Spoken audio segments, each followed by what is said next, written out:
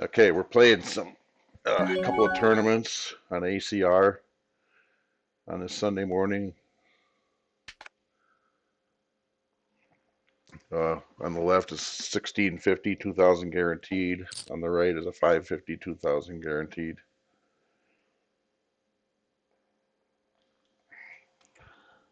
My game plan in the early deep stack levels is to avoid big pots and marginal spots.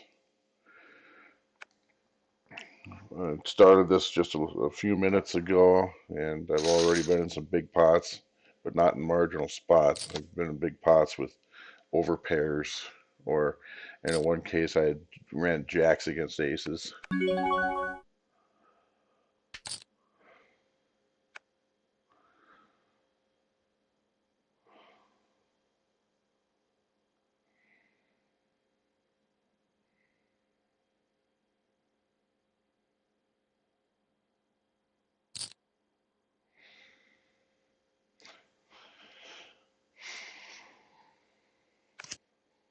Okay, I've just flopped a set on the left, and I got two customers. I don't want to lose them.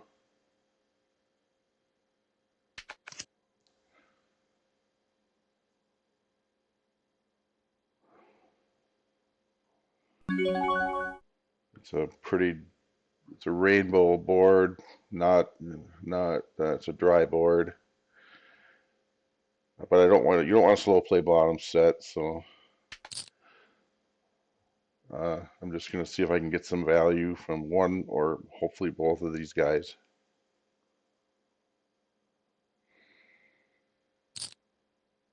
And it looks like I'm going to get some value from 3 and D.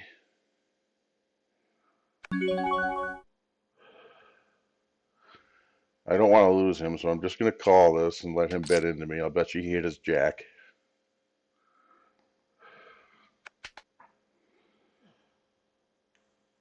He could have jacks and sixes. That would be just a cooler. Under 100 big blinds. Set over set's a cooler. This is one where I want to get the money in if at all possible. Okay, now it's getting a little more draw heavy here. I think I'm going to raise him this time for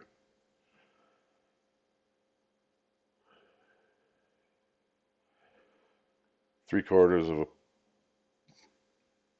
of a pot. Looks about right. Yeah, I'm going to go a little less. I'm going to go 25.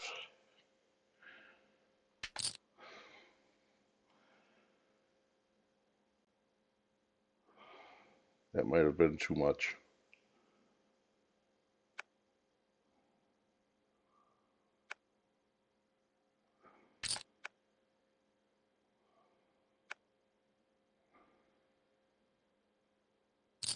See if he wants to call off with his jack. He didn't. All right. Well,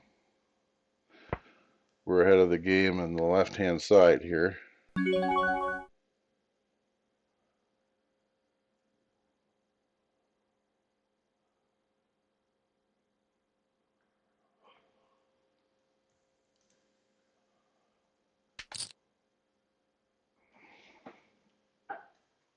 I think I overdid it on that raise.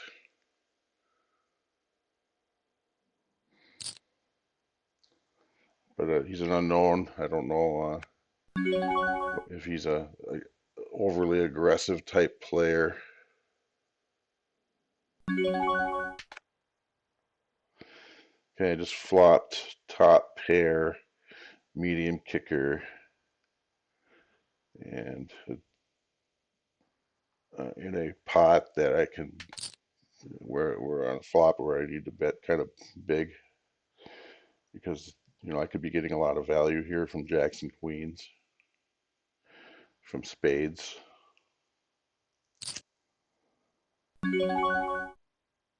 Okay, if he's got a king, I'm hurting. That was a bad card to have roll off. He's got a lot of kings in his range. I think I'm gonna see where I'm at here with a blocking bet. My backdoor flush didn't get is dead,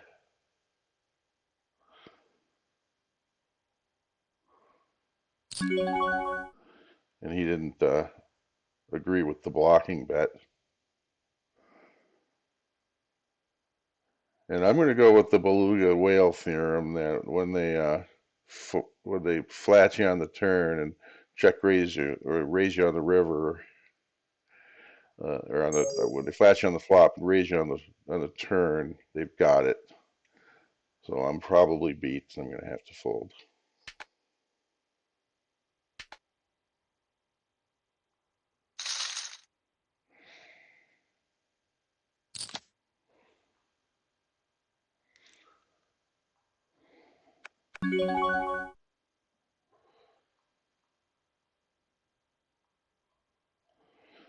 Okay, I've got a hand over here on the left. I'm going to bet it.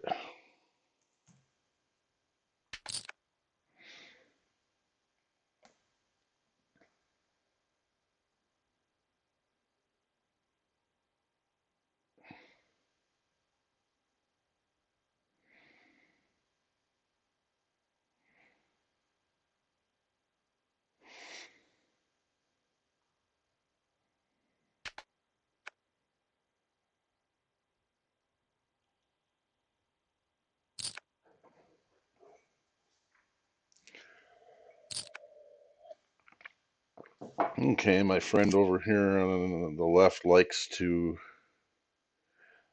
three bet and raise.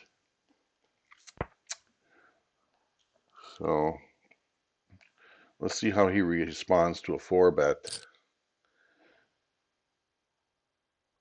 up to about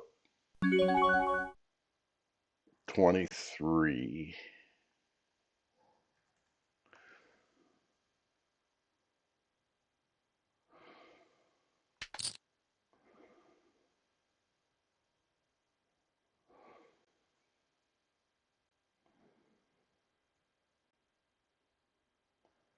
I think if I were in position, I might have flatted. Being out of position, I needed the fold equity. He folded.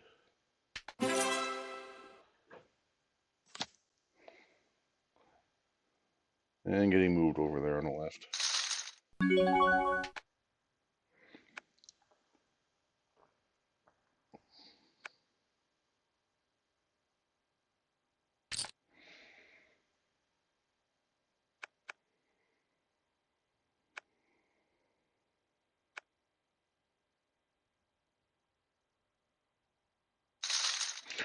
Got a big stack to my left, on the left.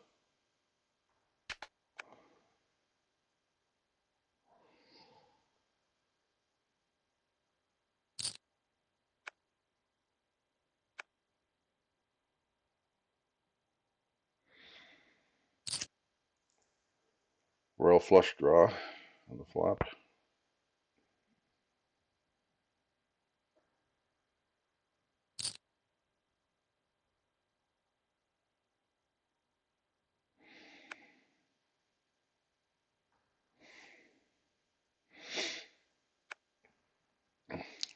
I like to pre-select check fold when I'm in the big blind with a hand that I'm going to not play against any action to give off a false timing tell. I don't know if that works. It's just something I like to try.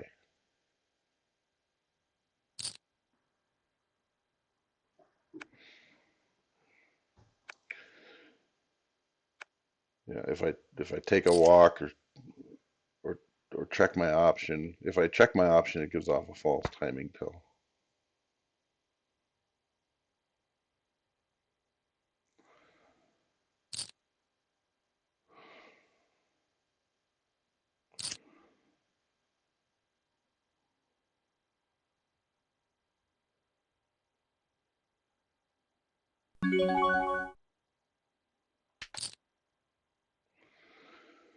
Let's see how he responds to small blind complete with no other limps.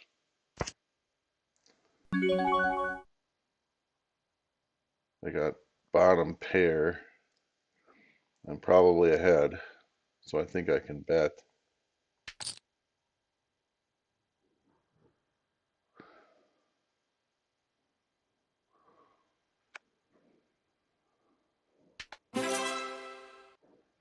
I'm going to turn off that show cards option that comes up after every hand.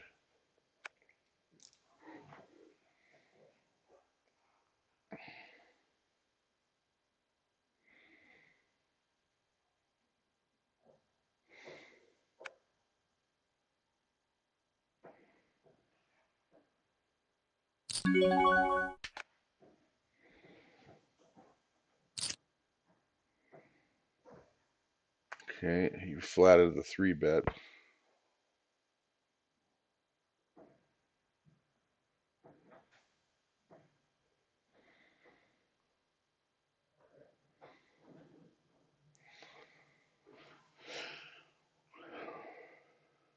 I think I saw Luke Kane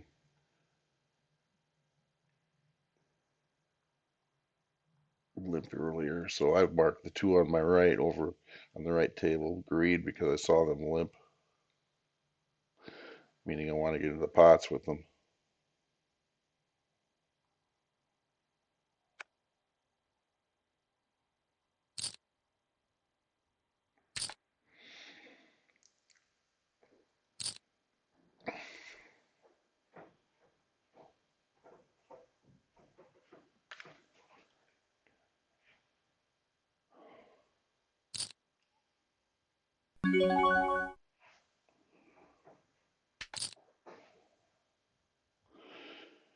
Go with the GTO flat. Oh, we've got an all-in monkey.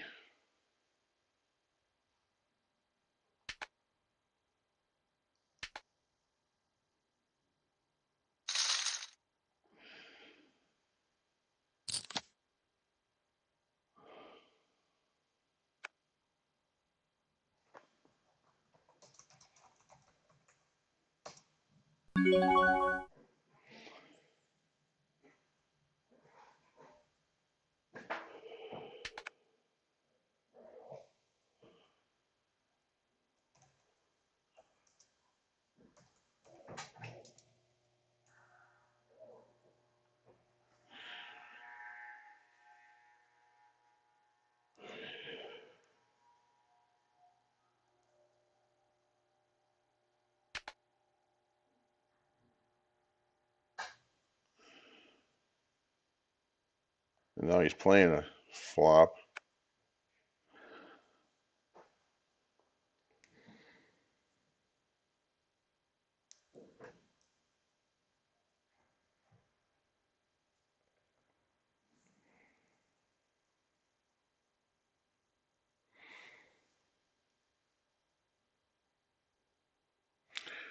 I may need a special color code for an all-in monkey like this.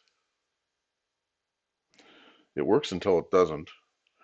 So aces again. I'm just gonna wait until aces until I get a uh, big hand against him and go all in with him because even though we're in the early deep stack levels, somebody like this can double me up and put me in good shape. Not to run deep, but to run deeper than before. I mean, sometimes you got to double up.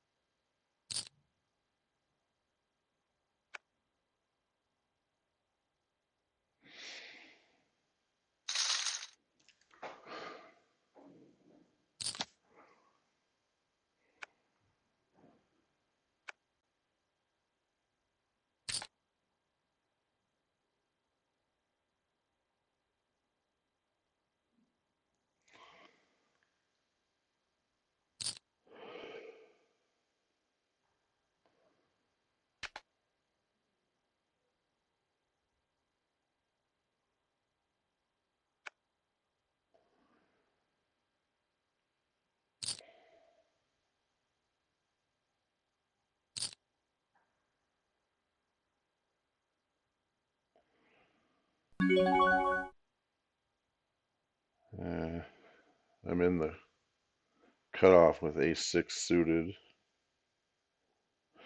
on the bottom of my range.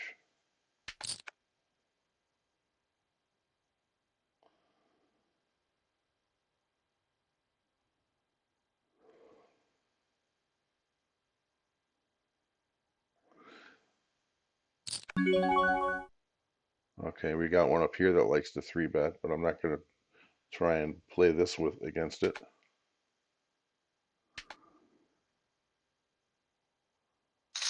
But I'm going to keep in mind I've seen him 3-bet uh, quite a bit, and he likes to do it. And I'll get into it with him more.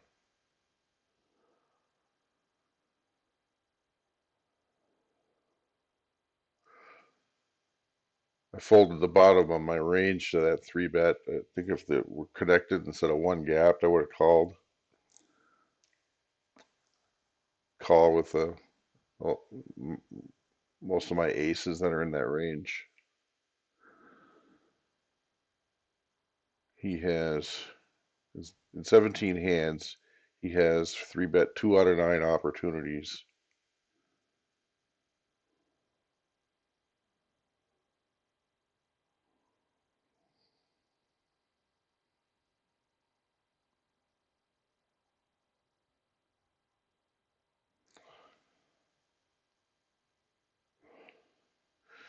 I just keep an eye on what these guys are doing on the right.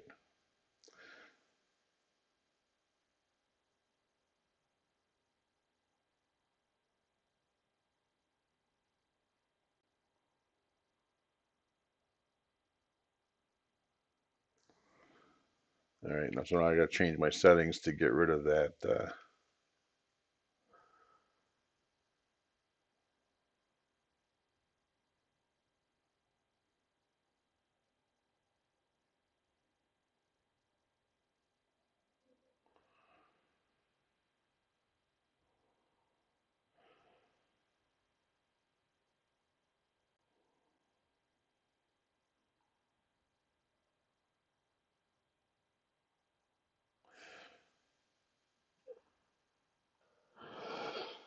All right, back from break.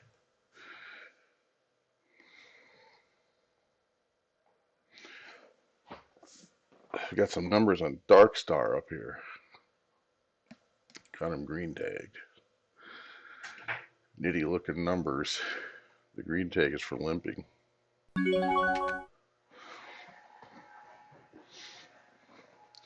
What notes have I got? None that I made.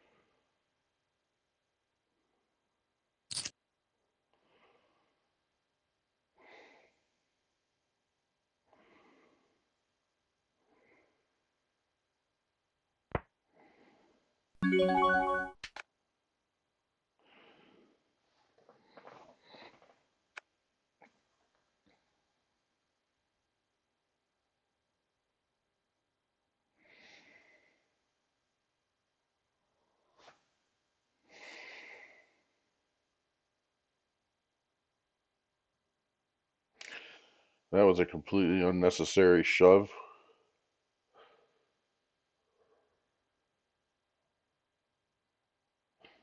But he got the call. What did he have? I missed it.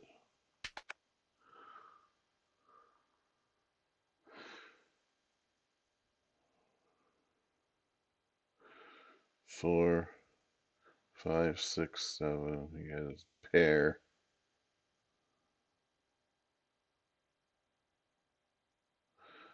The ace-5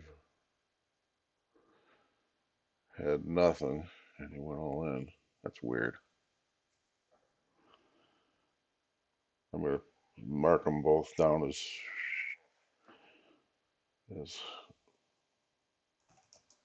too much shove. And aces again. Where's aces again? Called big shove with nothing. Ace high.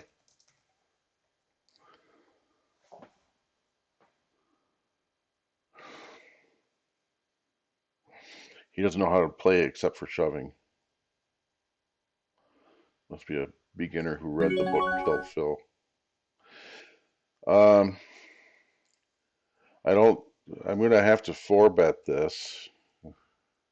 It's a little because that's a small 3-bet for one thing.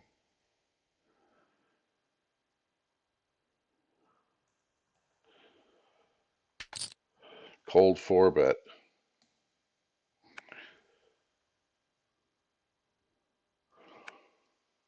He folded it, so I can put him down for a 3-bet fold.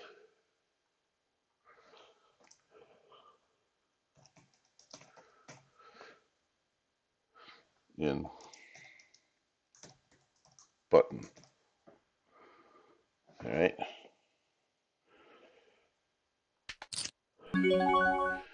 I've got a nut flush draw.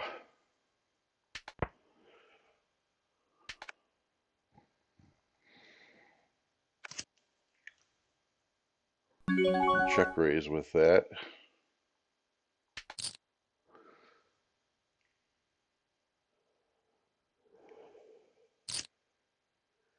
Called. Now I got a pair.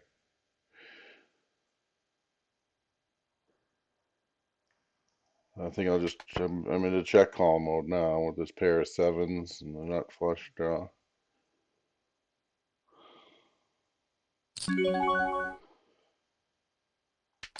And it got there. I don't want to lose them.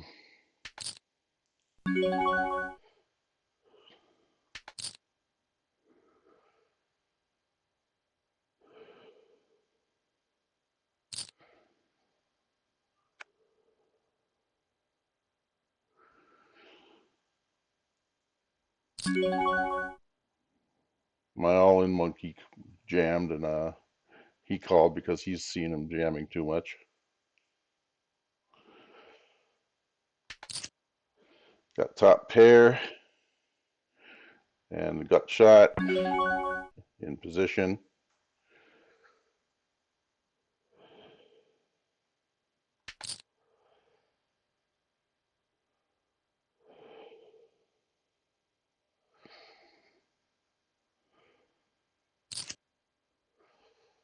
Called.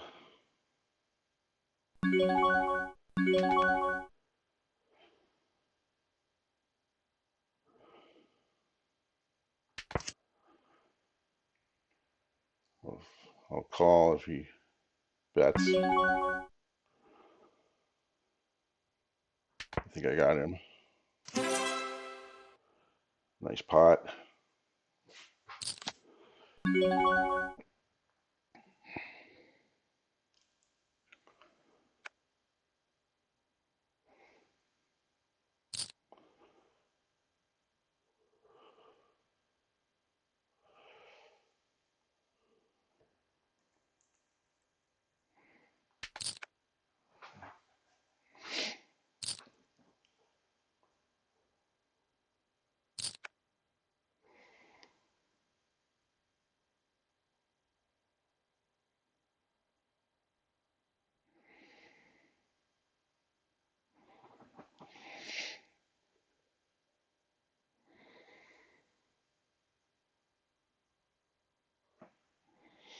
When that nut flush draw hit on the river, the guy only had a little less than 10 big blinds left. He was either going to fold or call, no matter what I bet. So I didn't lose anything by folding him out for all his chips. If I had bet anything, he'd have folded.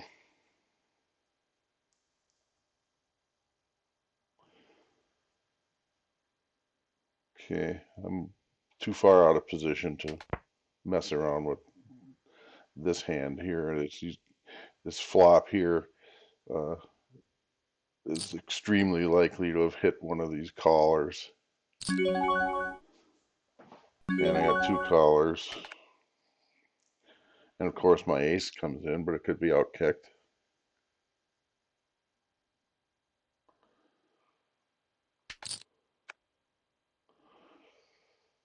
He auto called.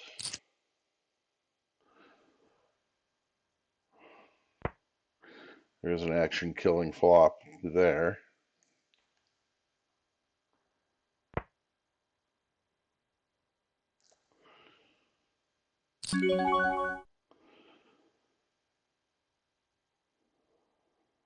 I feel like I need to call this.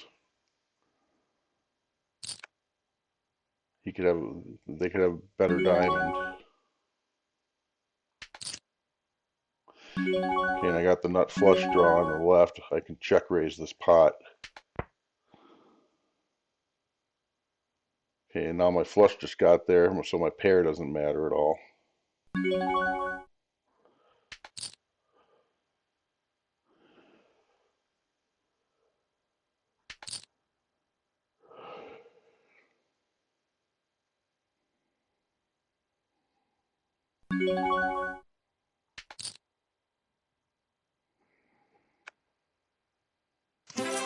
That was a pot that I wanted to get into with him because he's green.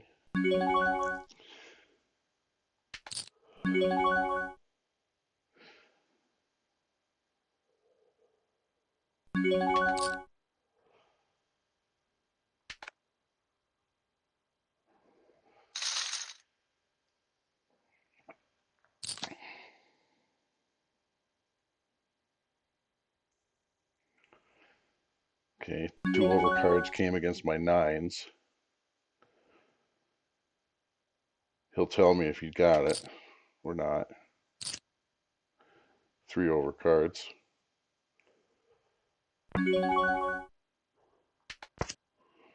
Okay, less likely for him to have a king now, but there's still ace and queen out there. He just told me he's got it, so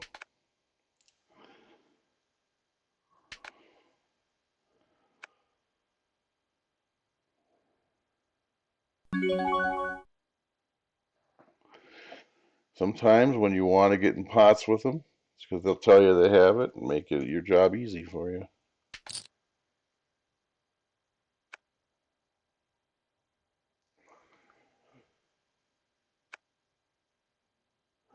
If that was a bluff, more power to you, buddy.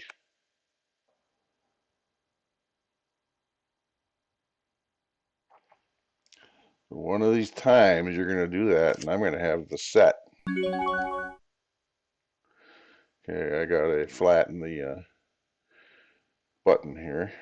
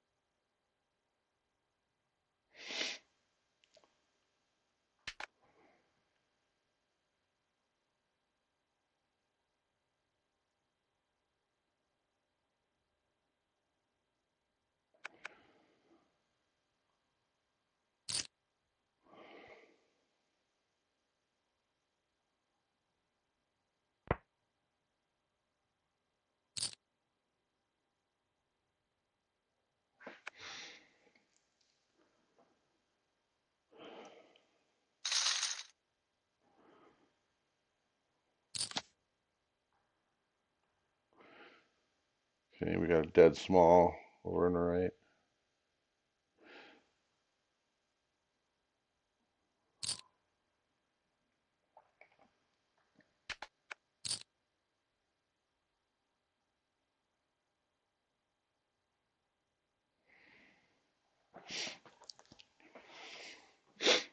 Sitting above average on both tables.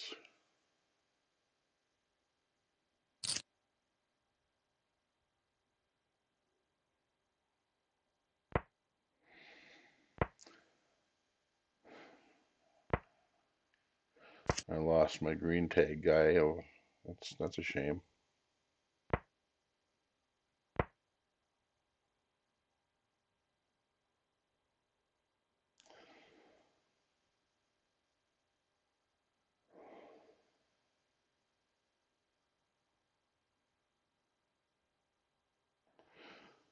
Let's see if he bets that ace. Thinking about it.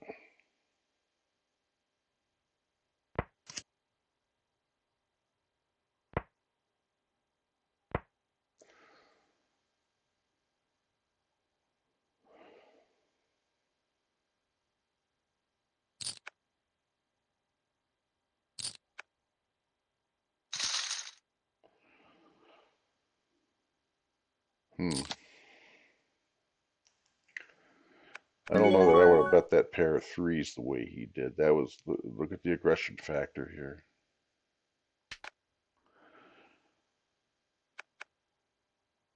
I'm gonna try and decide if he's a tag or a lag.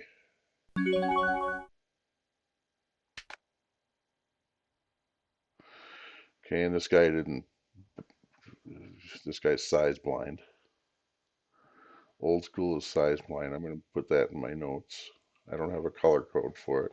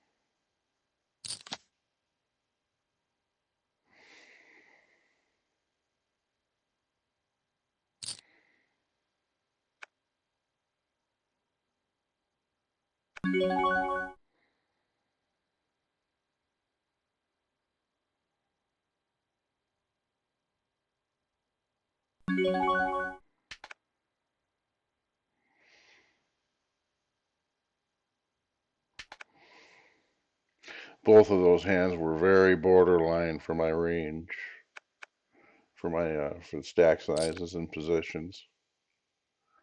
Very borderline range.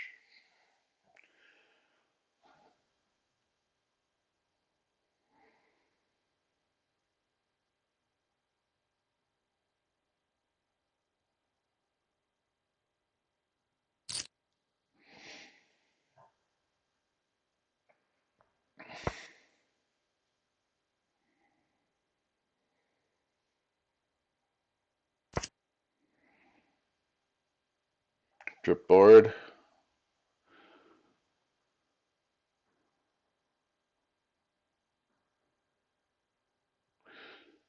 Jacks. It seems like Jacks is a hot hand for me today. Third time I've gotten Jacks between these two tables.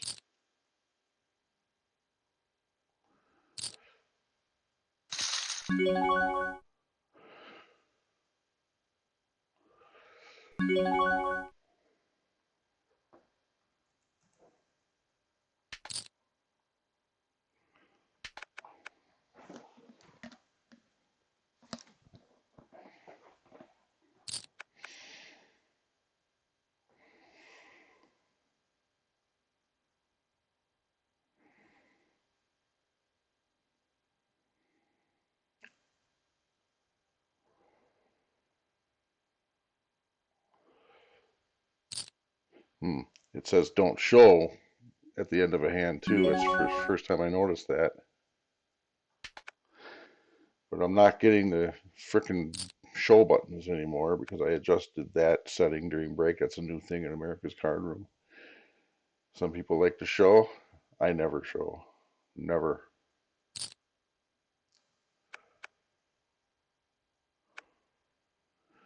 Okay, old school knew to use his rejam stack there.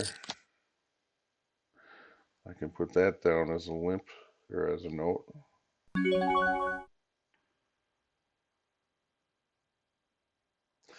Again, very borderline.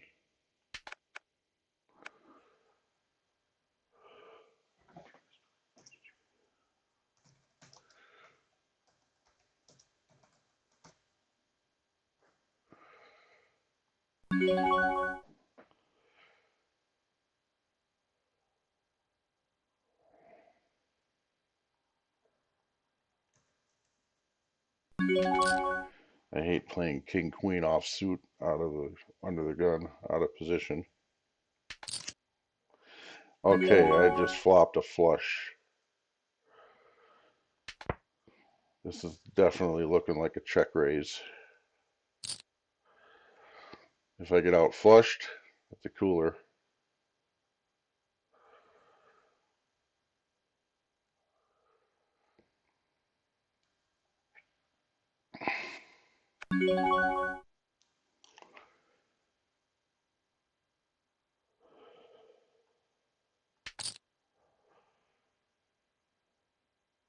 Okay, I've got an open-ended straight draw on the right.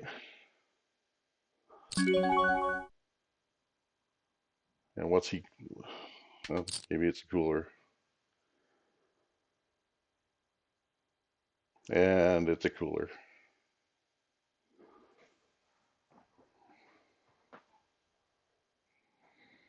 He's a lucky sucker.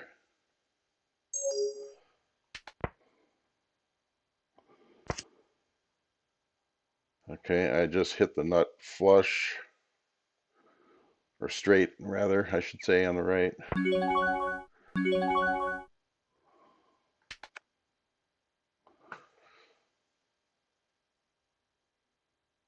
I don't want to lose these guys, so I'll build the pot with this small bet.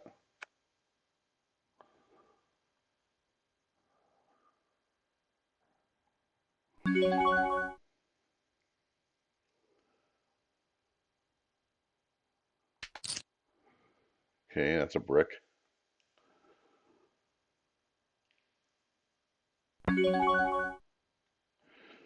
All right, he's either going to call or he's not.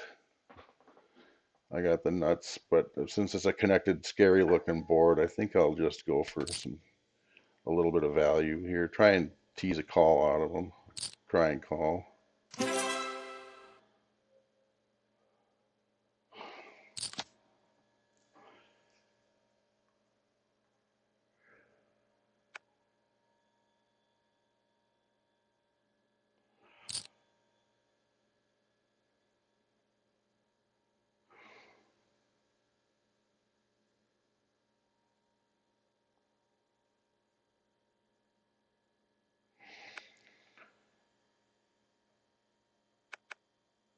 I'm down below average on the left, but not terribly so.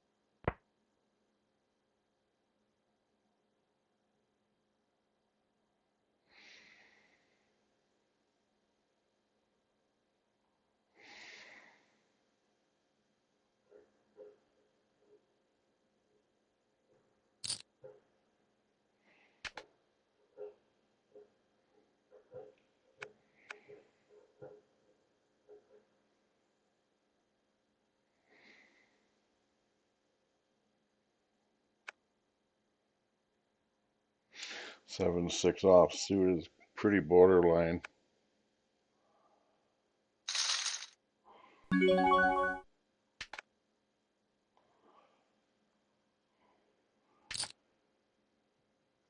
solved my problem for me by opening on the cutoff. Would have got raised.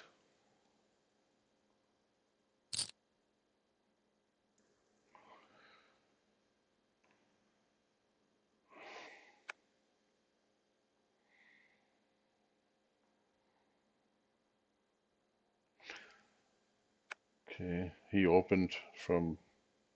Okay, we got a cold 4-bet out of the small blind over here. 3-bet fold.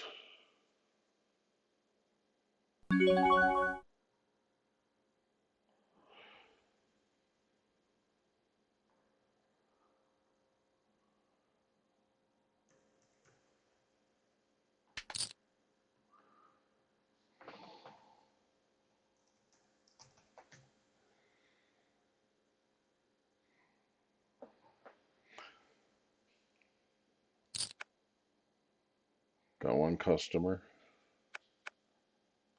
See if I can flop another set of 4s.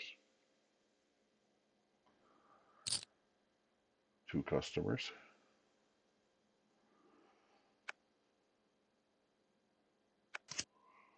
And this time I don't flop a set of 4s.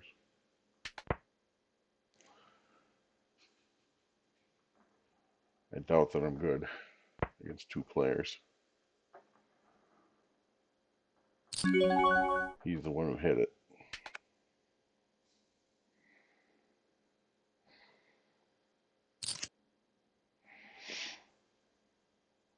Check call over here. He might have hit it as well.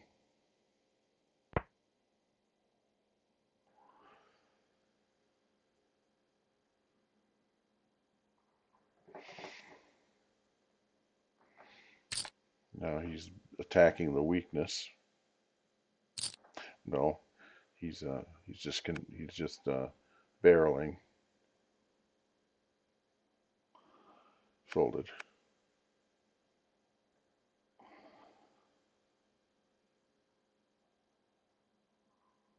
Pre-select check fold in case it flops 2 pair or straight. Trips.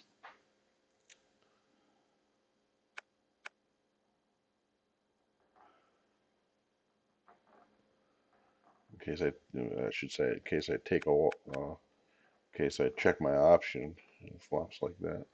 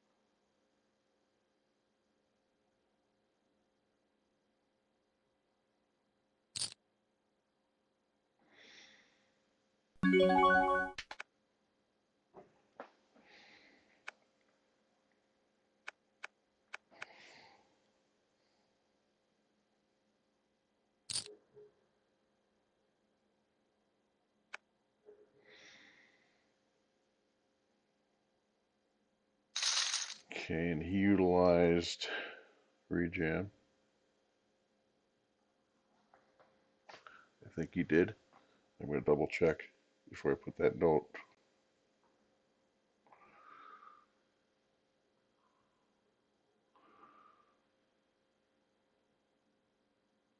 No, he opened for 23.14. So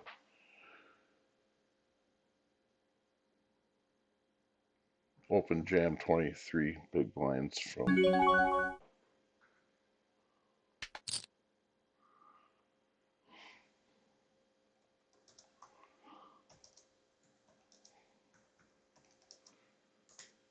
late position.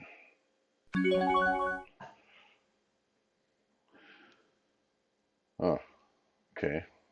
Well, I'm not folding to the squeeze. He could have kings. He could have a king, but there's a lot of other hands too. He could just bet some kind of an ace.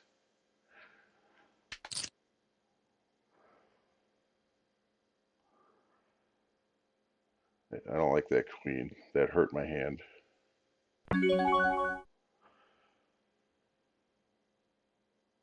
Okay, he gave up. So,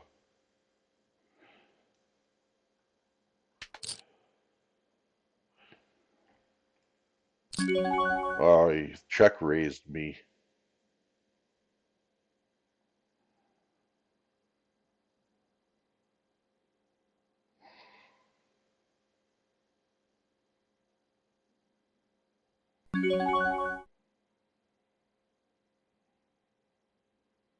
Wasn't expecting that. Check raise on the turn. They got it.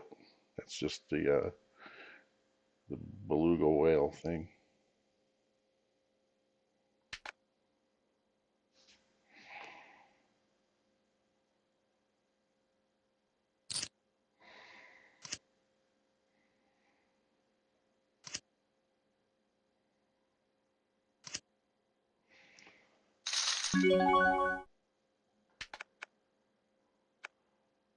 Things kind of turned against me over here in the $15 game.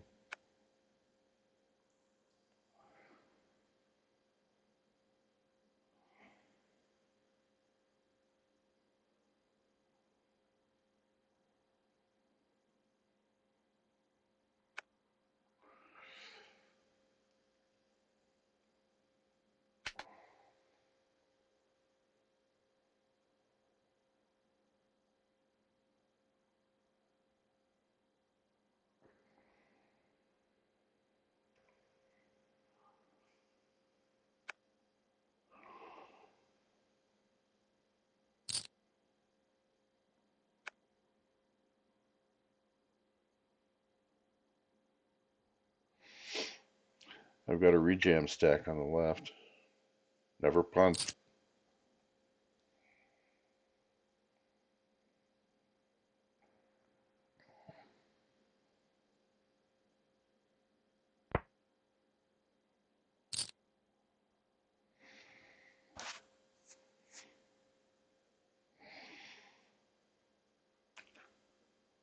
I'm going to make a note on Lisa.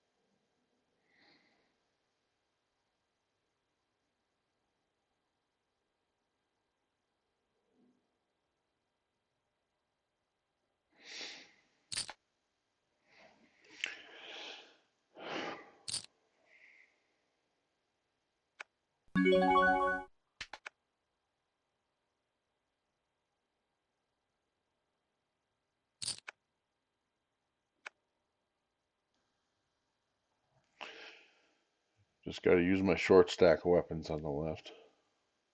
Ace 5 suited on the right. Ace 5 suited are fun.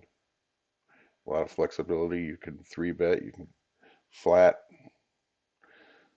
you can the cutoff, and it's much better to 3-bet but I get to open with it for 2.3, 2.25.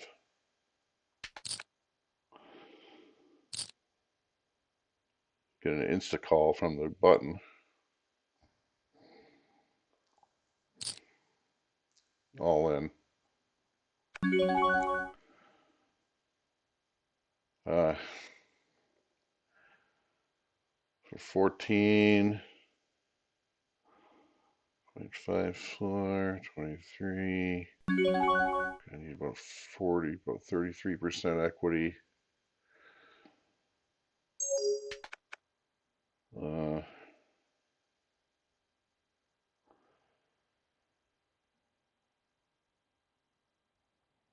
This is the marginal spot.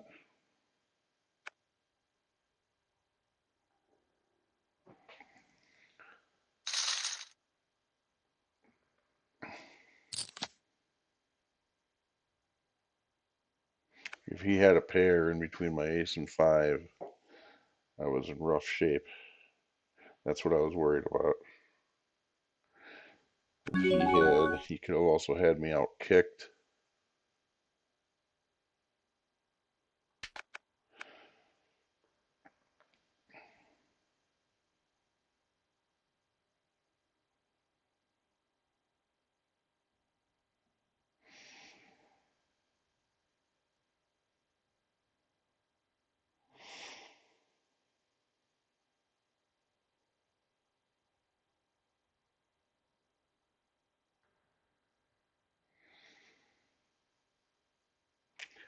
In the left, I'm in the open jam area.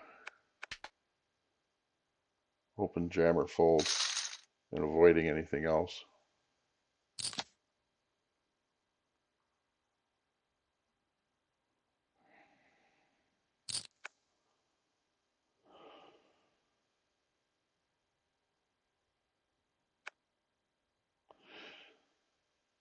You get under 10 big blinds, you don't have as much fold equity anymore.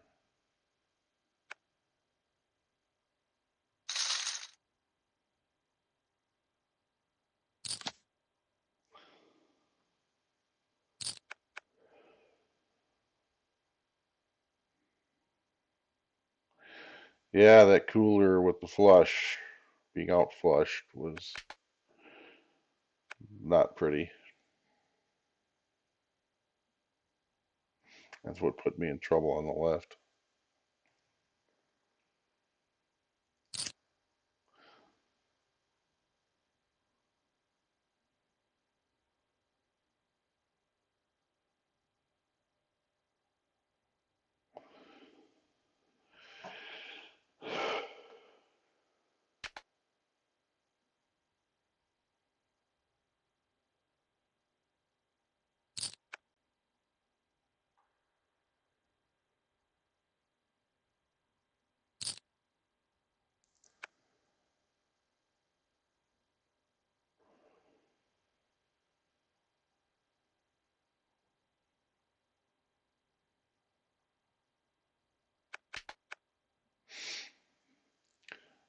Shouldn't have called with that ace five anyway, Clyde. Even though you had him, even though you were ahead.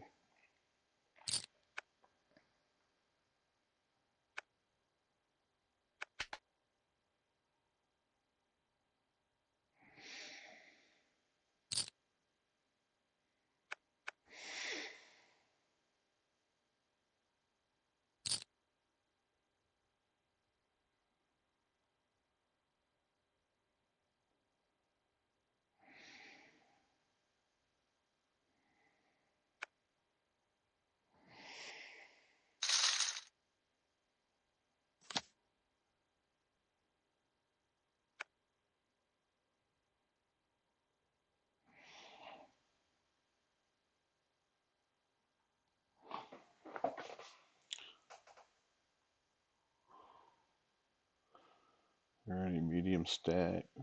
Medium coming up. Registering. Got over an hour yet. before there's any medium stake action.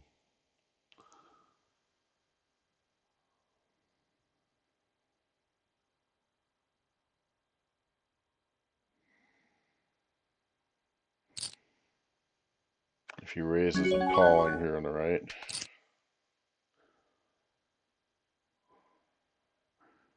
Not even a piece.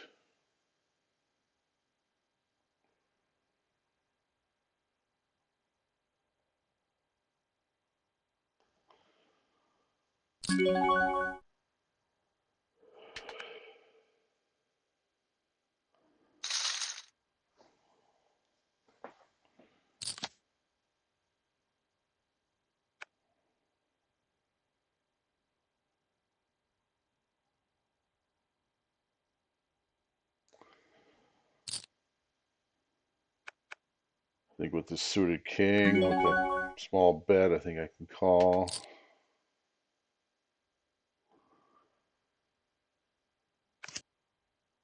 Not even a piece.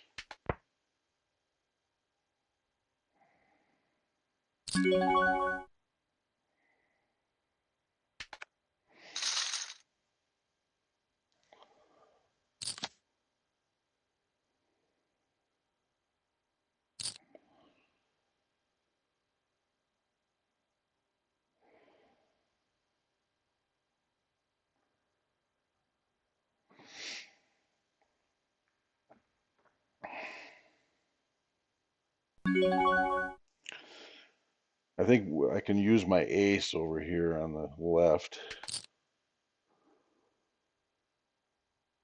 because this is a steal attempt, a wide range. I can force him out of there. Oh, I get a call.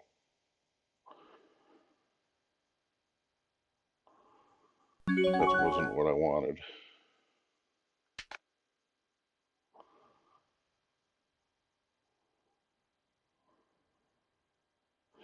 Yeah, that didn't work out. I'll just have to buy back in. That cooler crippled me.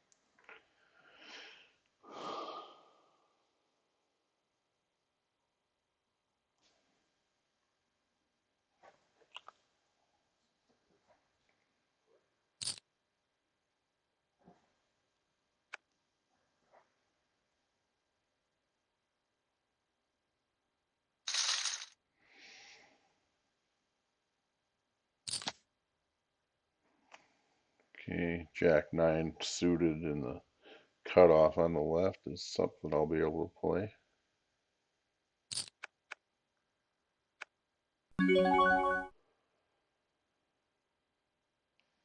Uh, an unknown player opens to almost 3.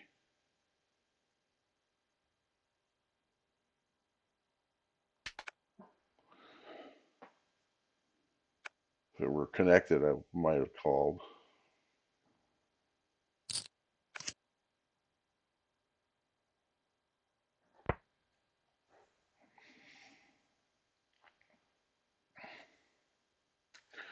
Would have caught some equity on that flop, but not a tremendous amount with the early position open.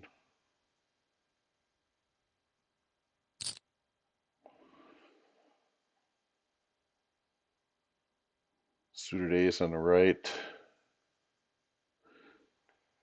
Come in for a minimum bet.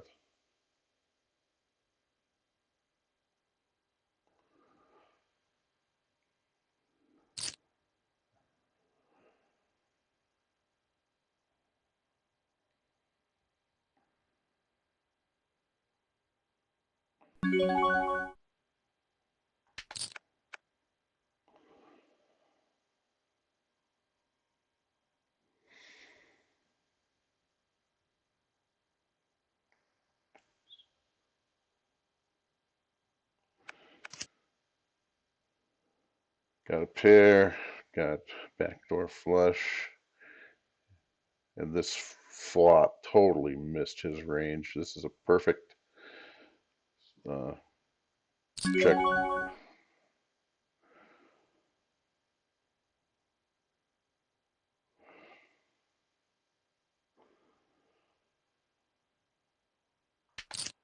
Okay, now I'm going to go all in.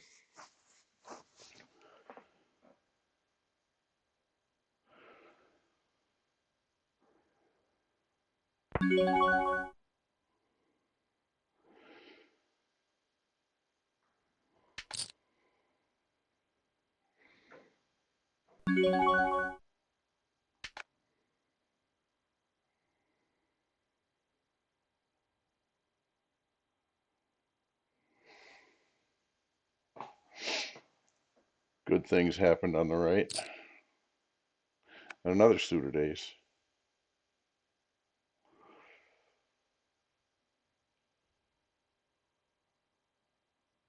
We've got a 42 big blind cold 4-bet from a Brazilian on the left table here.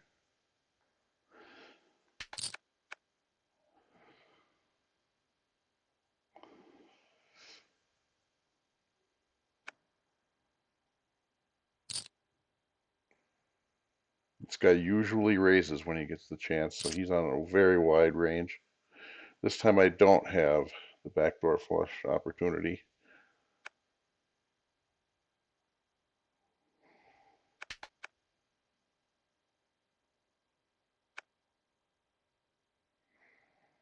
I'm not going to try and bluff both of them out of the pot.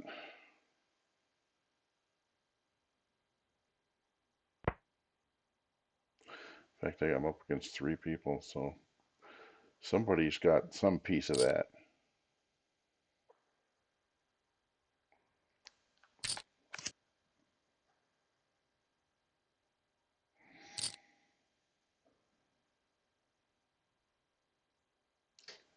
Let's see if he calls us off and had a bad hand. That's what I'm curious about.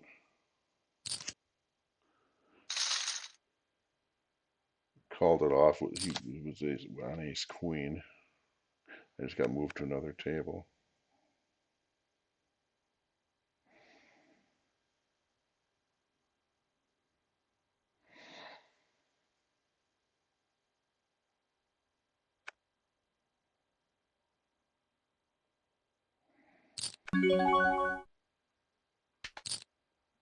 Try and flop a set. No set. Probably still got the best hand, but there's 3 players, so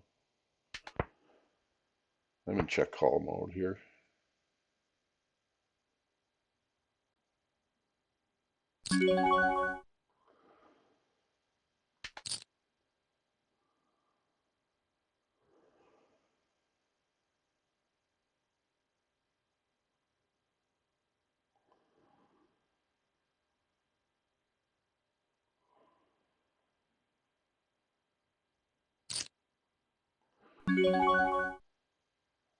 Another brick. They both called. He bet. He called. I'm probably behind here. Oh, I just rivered a set. So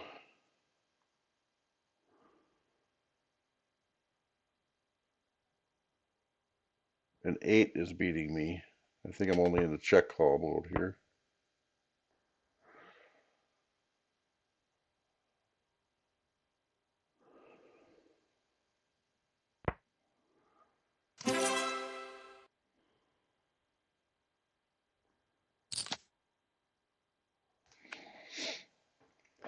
No better hands will fold, no worse hands will call. I didn't have a bet.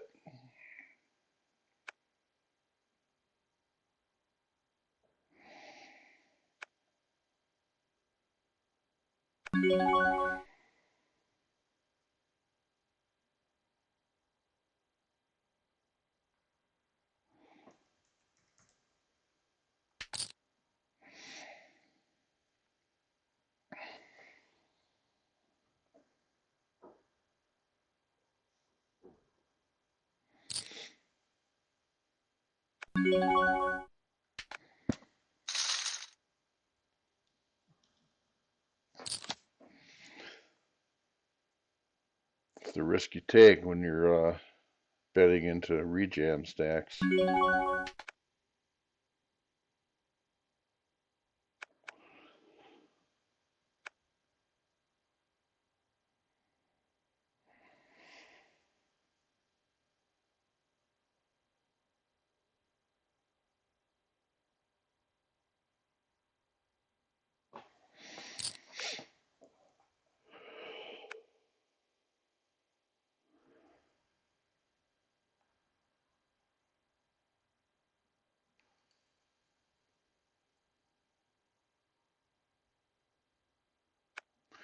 Dominated.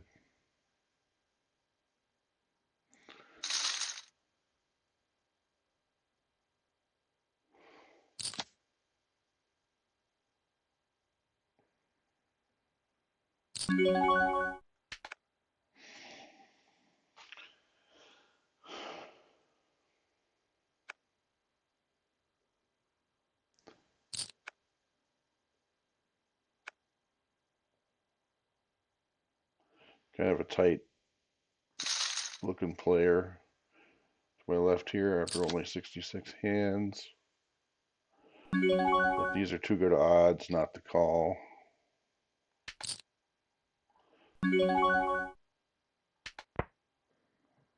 Complete miss.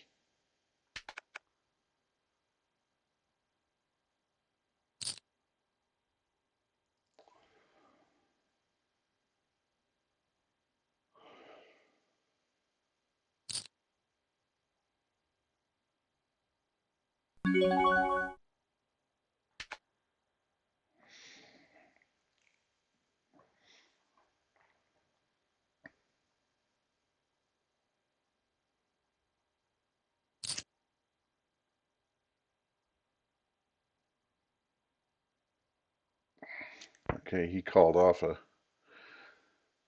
11 jam. Okay, that was a good call. That was a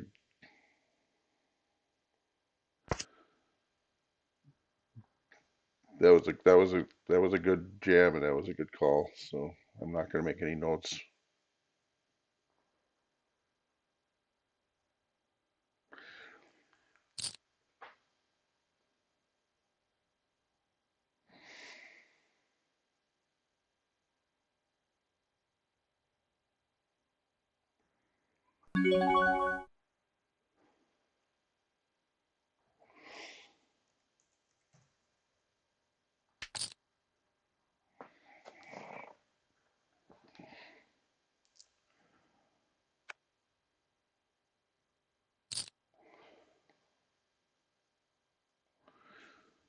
Got one caller on the right, one overcard. I'm probably ahead, so I'm out of position. So I'm going to keep the sizings low.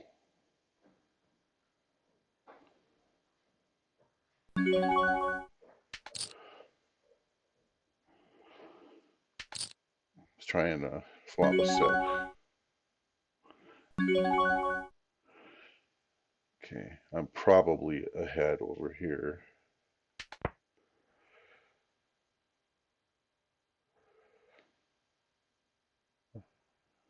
I'm in check call mode on the right.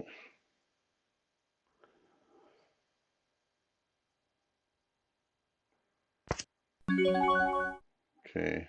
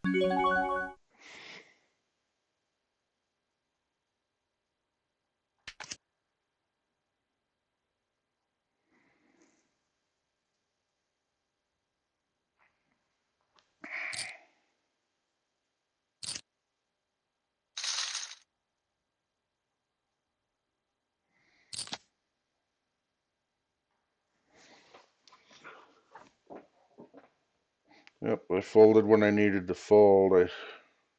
The guy tried the slow plane, denied himself some value.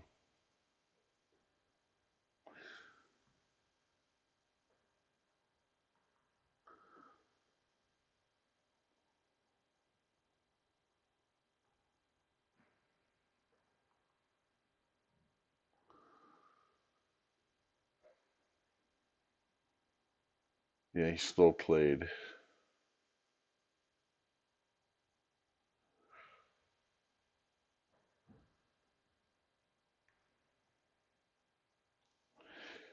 He slow played his trips and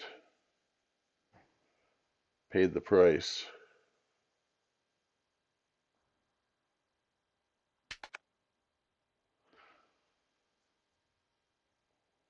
So Zodera slow played trips, which is never smart.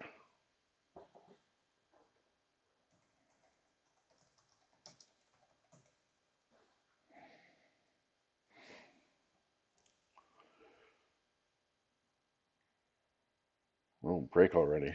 Wow, time flies when you're having fun.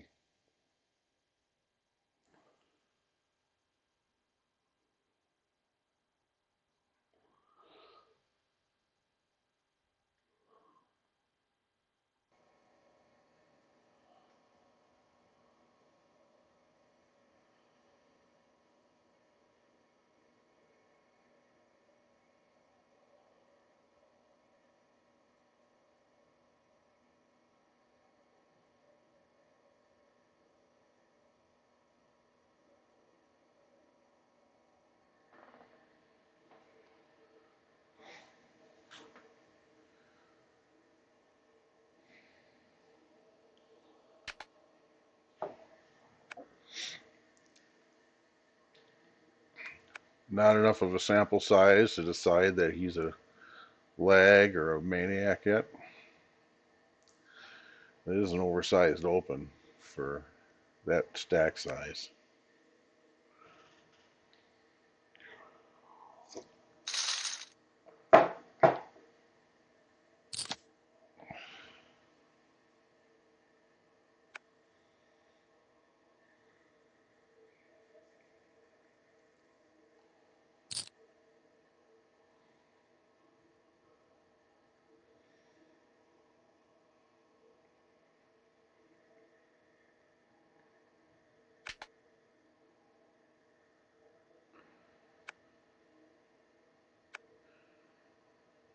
All right, with this open and this stack size, I don't have enough implied odds to play this hand out of position.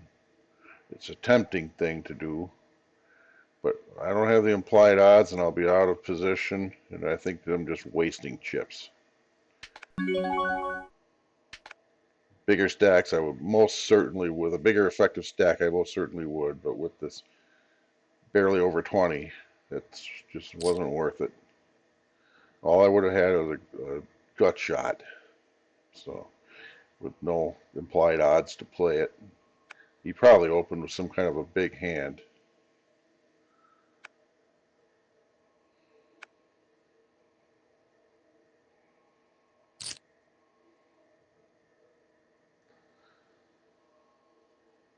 Three five of hearts, 3-5 suited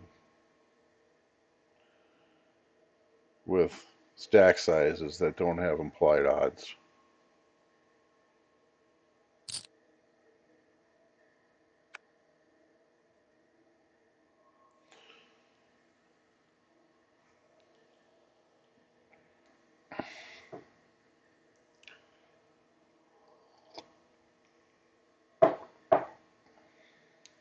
One of the problems with a hand like this is that it blocks their folding range.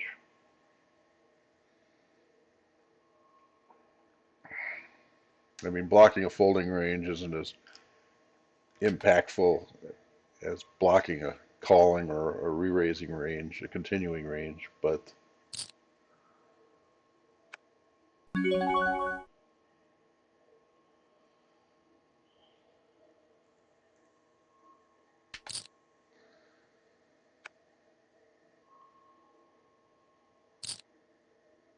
it's nevertheless it's a factor.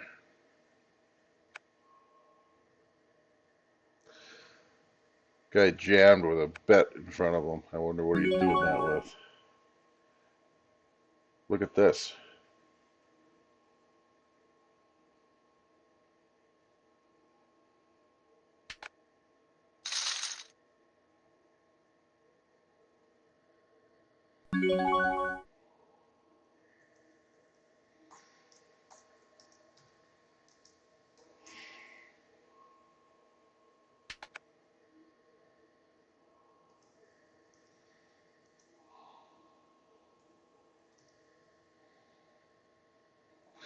Put a note on Tigger up here.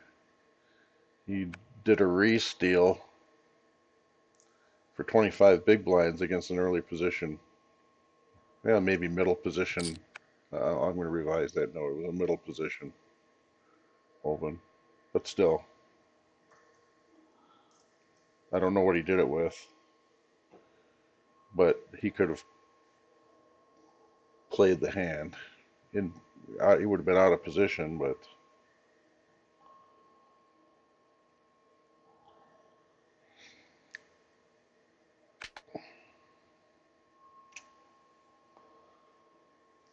he could have played the hand another way. I think it was too big of a. It was borderline.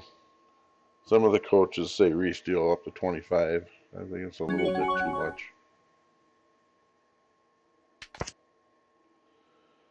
Okay, I've got a pair here, so it's a low pair, but I'm probably better than 50-50 to win this. So I'm going to have to bet.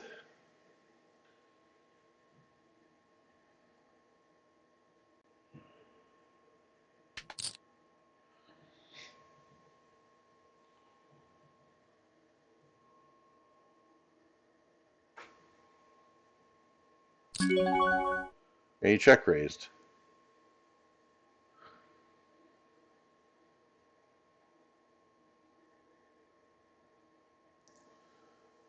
I don't know. Did he just tell me he's got it? I'm not going to invest that much to find out. Usually at these low stakes, check raises aren't a bluff.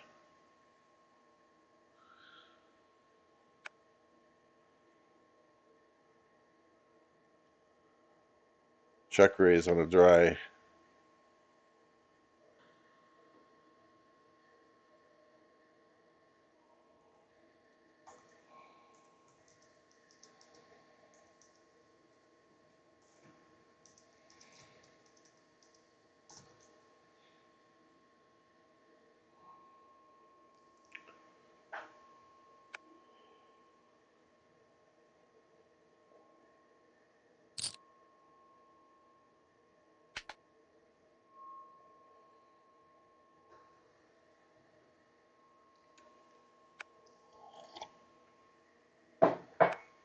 On the left, on both tables, I'm in the double up zone. Short stack weapon being the hammer, the banana.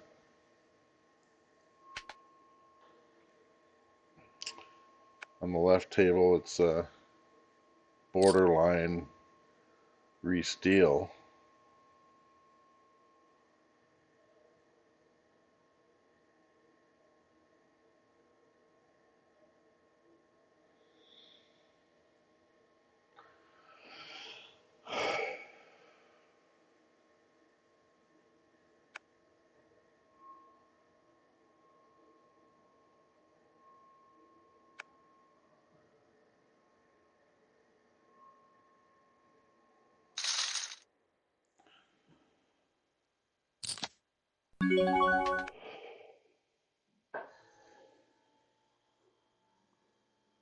Okay, somebody gonna bet that ace, paper chase with his,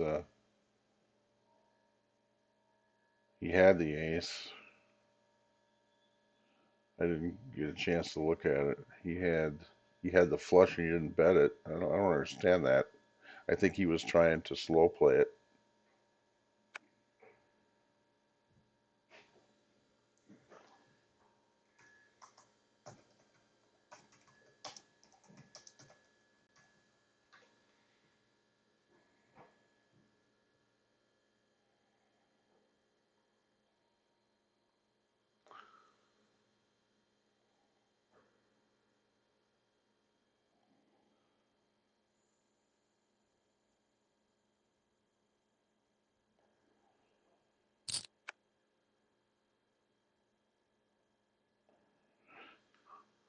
I wanted to have a look at that hand, but it's not up on my poker tracker yet. Paper chase limped. He gets green.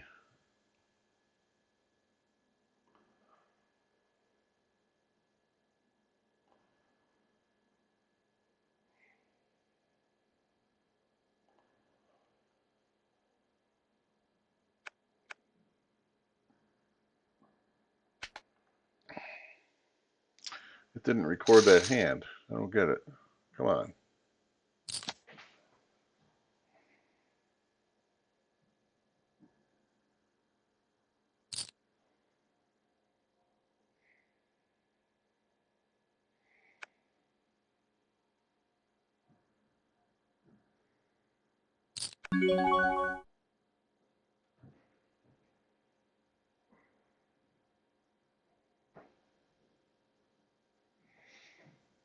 Okay, paper chase did not have that flush.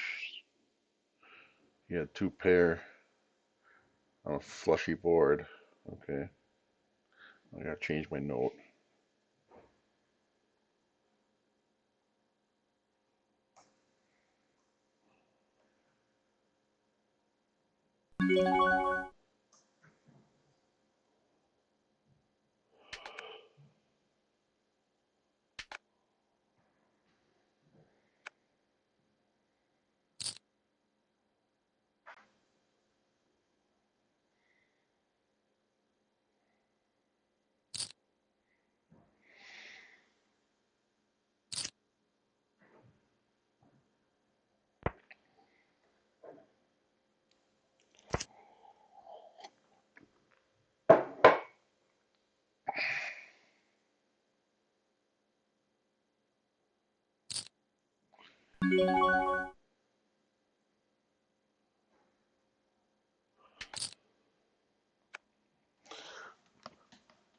Sizing down to 2 minimum bet over there on the right because of jack size was in the lower 20s. I used to not size it down until it was under 20. Now I've gone to lower 20s.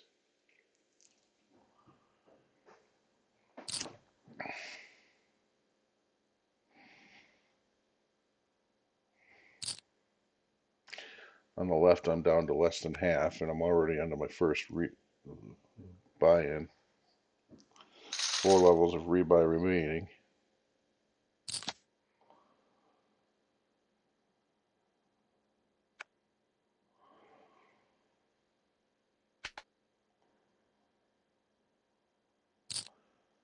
I'm down into the re-steal area on the left. I'm in the double up zone on the right, but I'm sitting pretty good in the tournament above average, so I don't have to get too frisky on the right with the short stack weapons. Okay, I've got an under the gun open and an all in.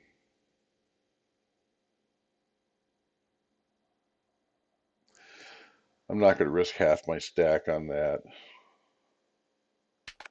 against an unknown player.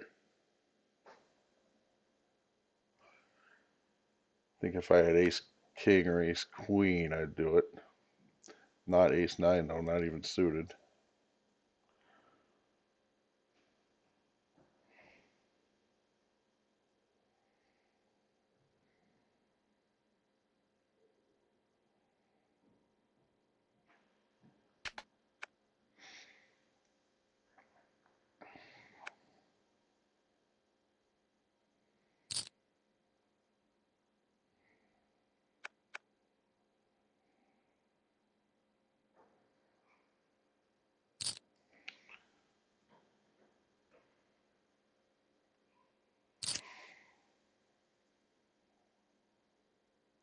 And we get a caller, so I'm going to see what Agatha Christie rejammed with.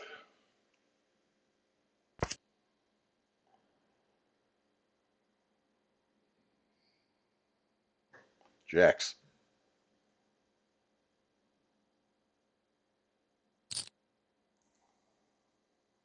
So that taught me nothing.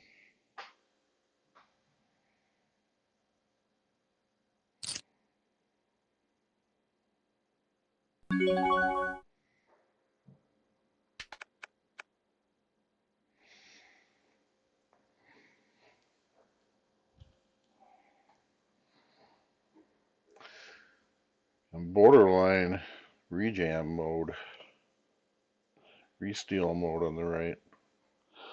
Definitely in resteal mode on the left.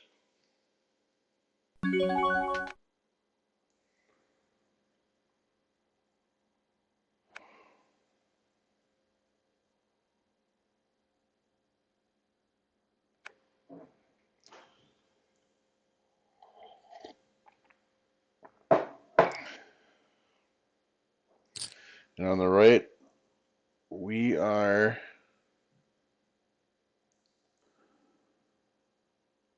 out of the reentry period. 106 places to in the money. There's 178 left. So I'm thinking that we go into the bubble type play with about at about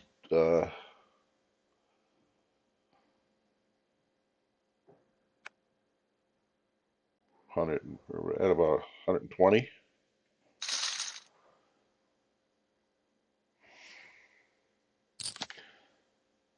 15% of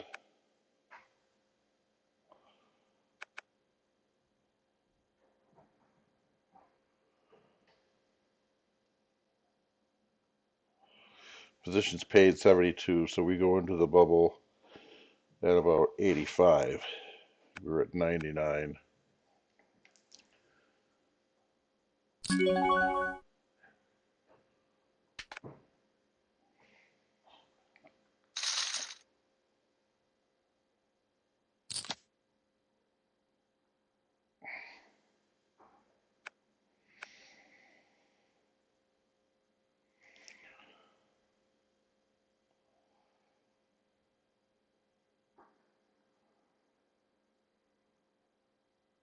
I'm a little bit below average of a stack.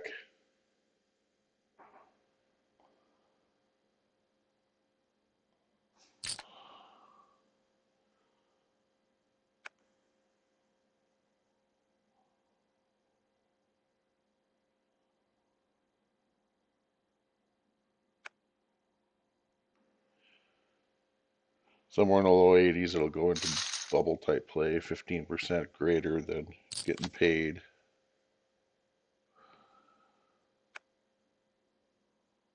Not a great hand to open with.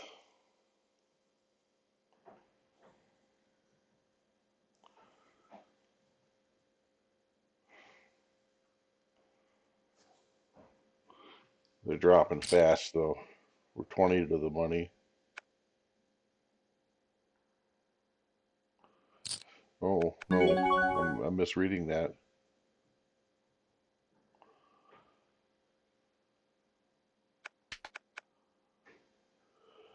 We're 92 to the money.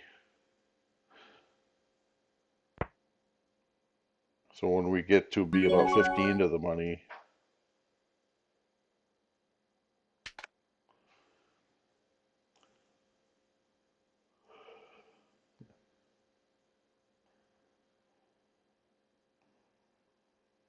yeah, when we get to be about 15 to the money is when no,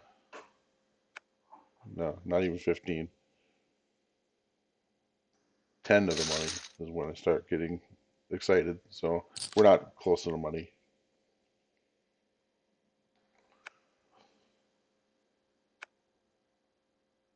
Slightly below average of a stack.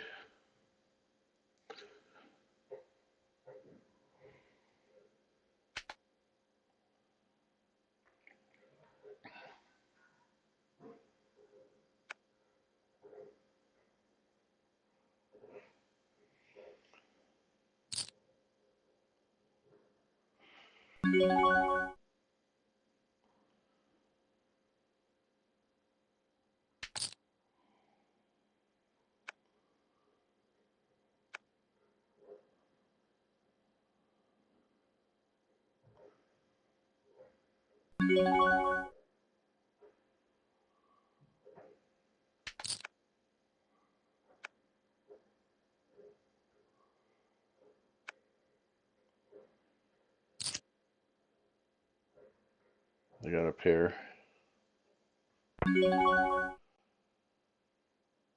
But there's two big cards on the board.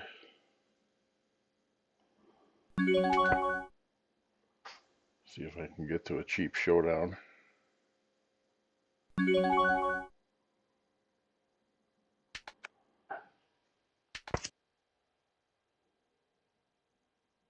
A 10. A 10 just hit.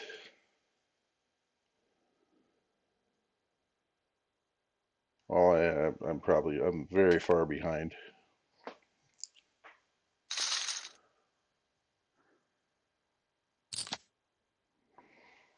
That was a bad river for us. Still in the re-steal zone. Borderline all in or fold mode.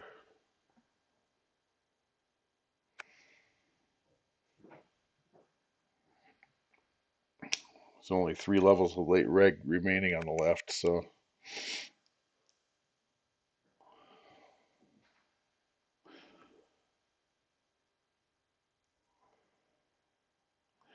some people go crazy. They want to replenish their stack. I've only got about a third of the average on the left there.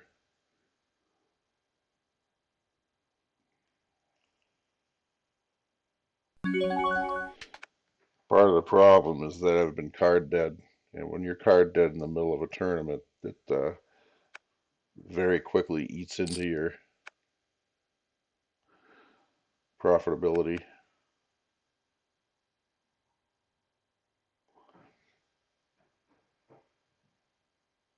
Very quickly eats into your stack. You go from in a strong position into a weak position in a fairly serious hurry.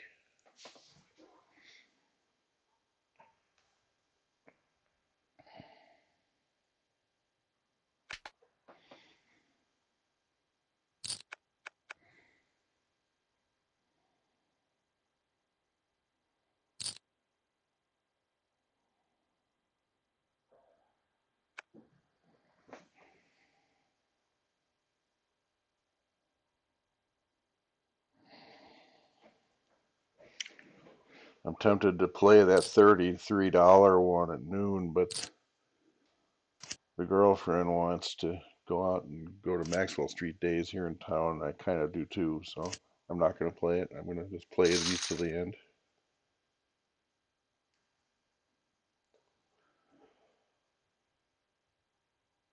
Okay, I keep getting moved over on the right all of a sudden. And now I'm into the rejam thing.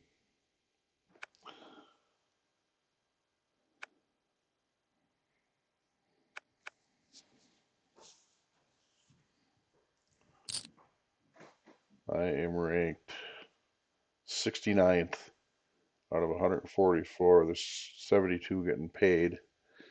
So I'm going to keep dropping gradually unless I can get something. Now that I'm in rejam mode, I'm going to tighten up my opening range considerably because I can't afford the chips to open with. I can do more limping.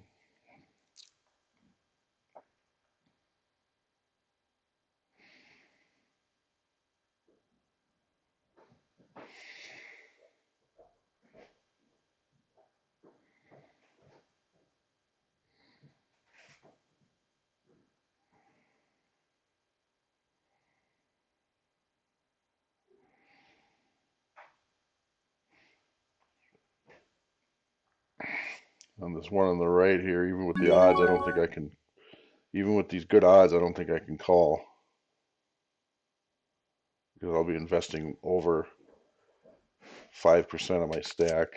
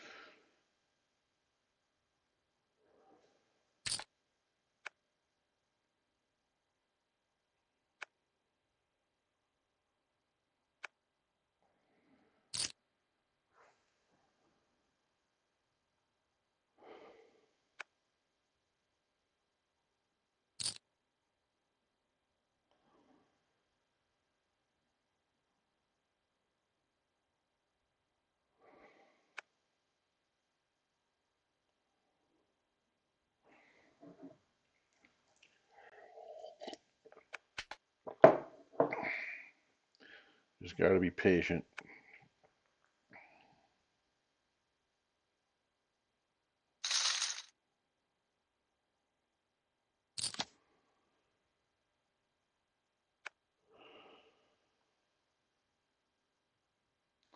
It's a hand I would normally open with on the left, but from the button, but I can't do it with only 10 big blinds.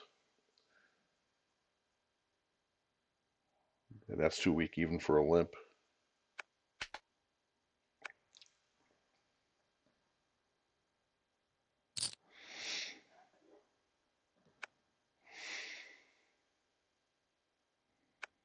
See, this is weird, right? That oversized open when you got so few chips.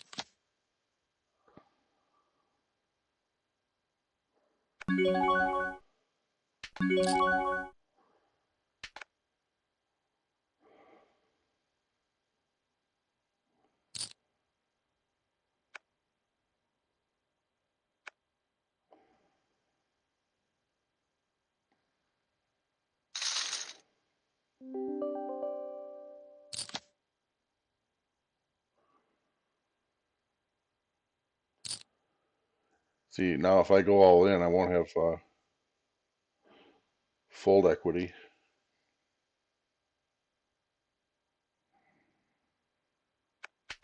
I can't call that. And now somebody else wants to play in that.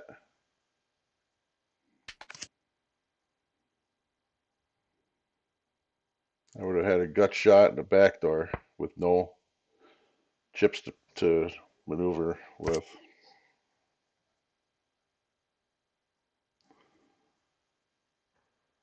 Yeah, that didn't pan out.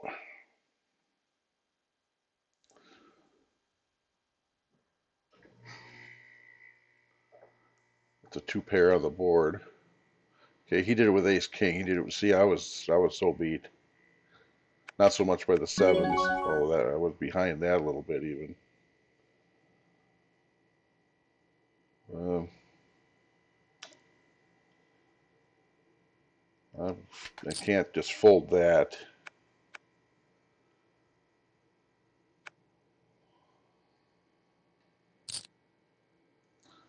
See, now he called. Before he three bet me with ace king. Now he's calling in cutoff with probably something that I'm ahead of.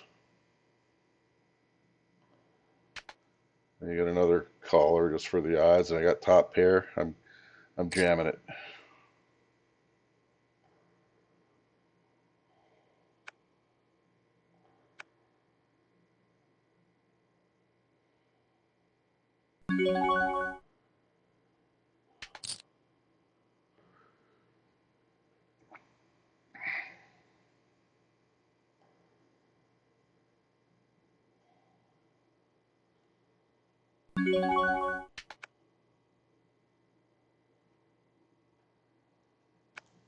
Okay, I'm in pure shove fold mode over on the left.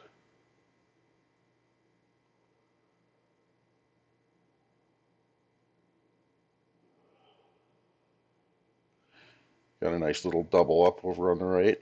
That always helps.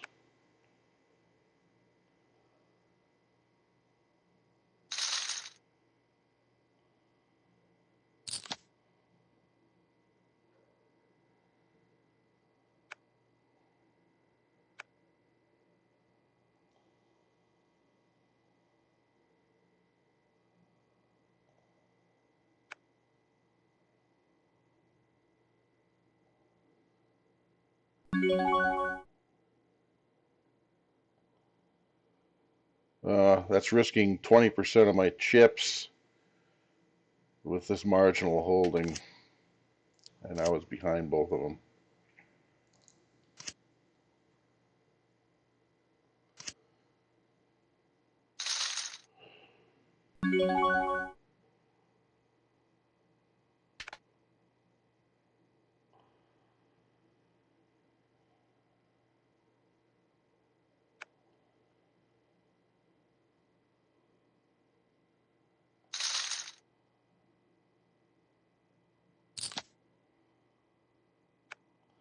Okay, I've got a jam going on the left.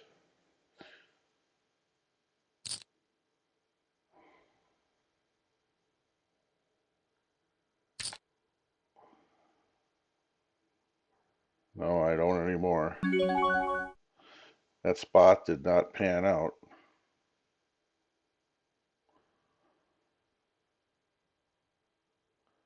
I can't beat them both.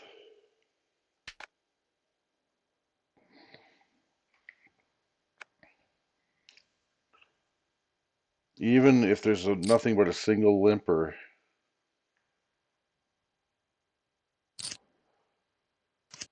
See, I was out pipped here. So I made a good fold.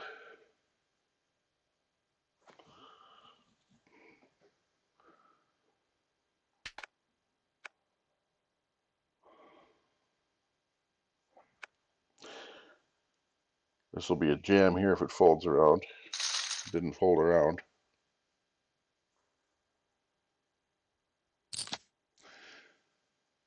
And it's an early position open. So that's not the spot either. If I had a better kicker or better suited kicker, but against the early position open and a call, there's no way.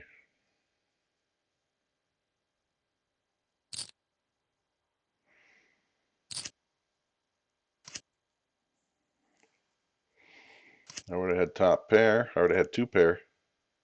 Oh well. You don't know these things beforehand.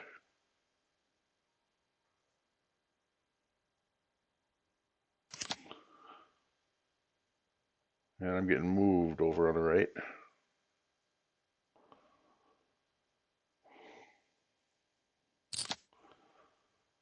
All right, that's a hand on the right. And I'm moving into the table.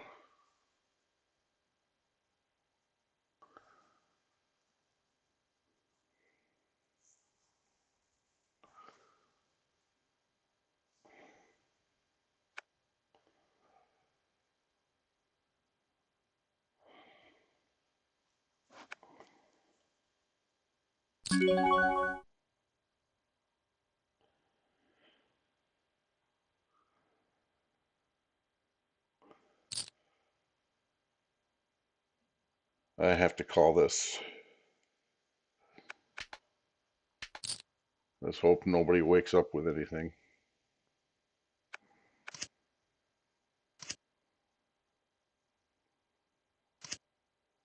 There's my jack. Good. Struck him out.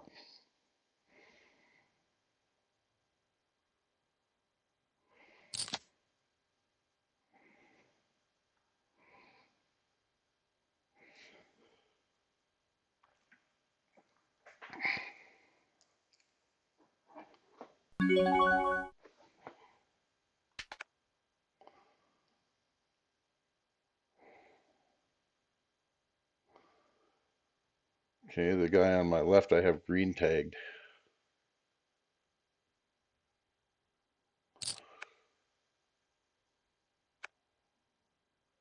And he does weird things like make those undersized 3-bets to build the pot.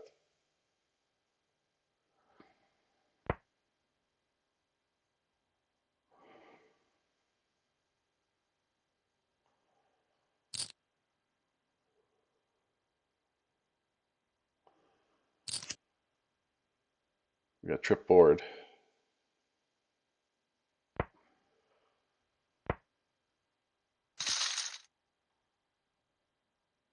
That doesn't quite do it for a jam. Almost.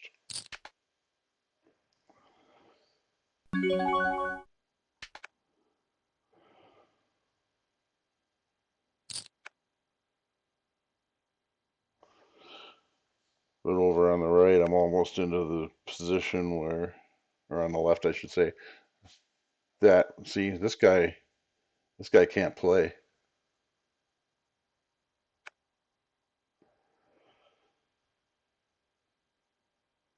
Yeah, he doesn't know how to play. But he does like to jam, so I have to be careful when I get into pots with him out of position. I want to get into pots with him. Post flop. He may not want to let me play with him post flop.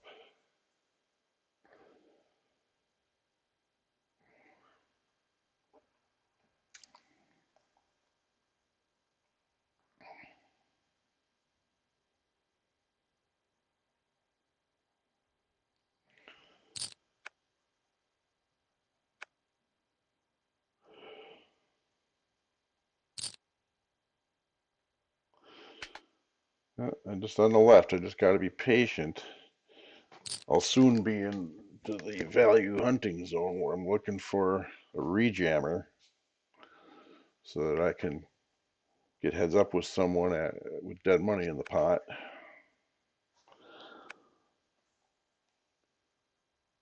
I mean, there are some rejam stacks here.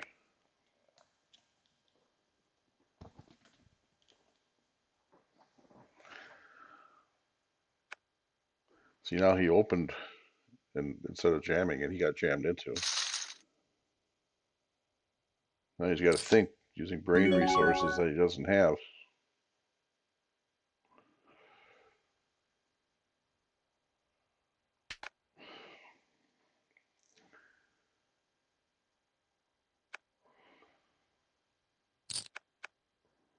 Shows an ace.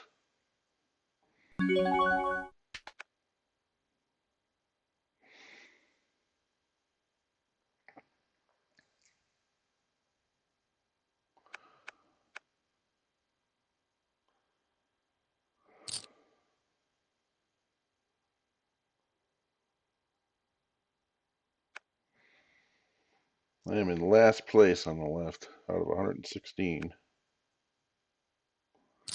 We're in the last level of rebuy.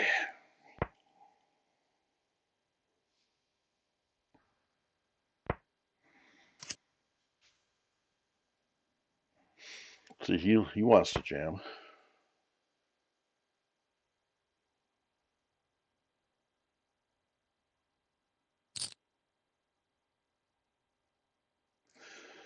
I'm going to have to get it in with this.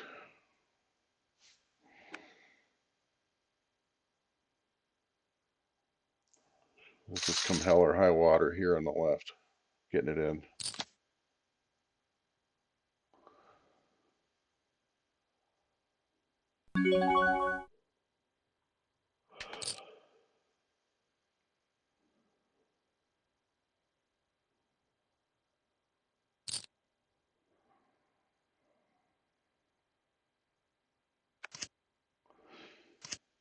It's a race, and I'm winning. Little bit more survival.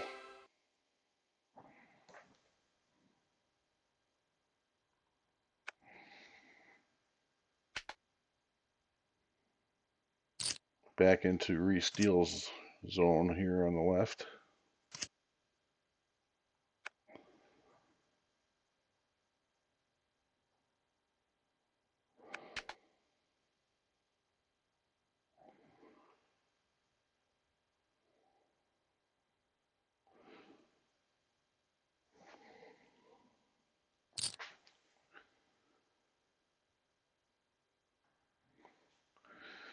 This guy on my left, on the right table, probably thinks he's a great player because he keeps winning these jams. But, he keeps waking up with hands and winning with the jams. I want to get into a pot with him, but out of position with his willingness to jam almost any, a lot. I'm going to have to do it carefully.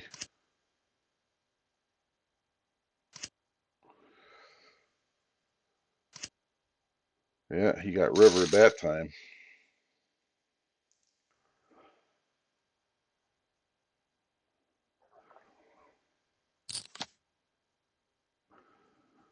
Got low suited aces on both sides here. Just going to limp it. I got too many chips to jam with that.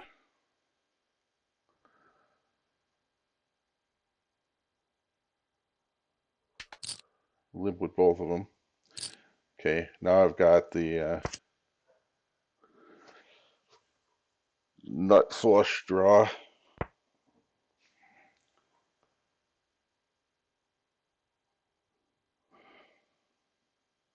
Got a pair on the right. That's interesting. I've got the good for one call.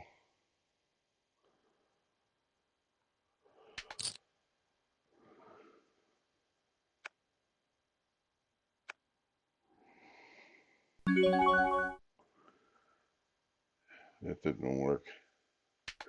I'm probably going to need to be giving up.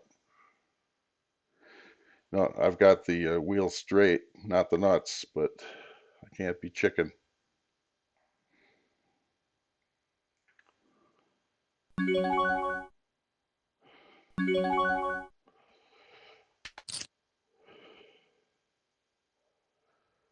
Oh, he had me out straighted.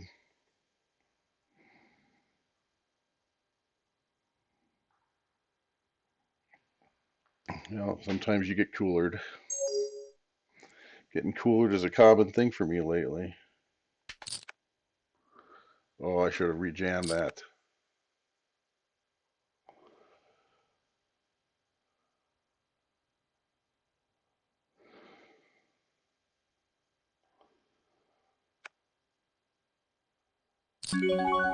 Oh, I'm glad I didn't rejam it.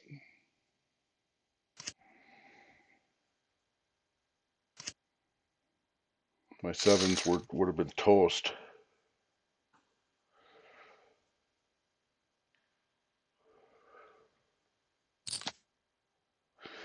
So straight over straight, flush over flush. That's been the story of my day.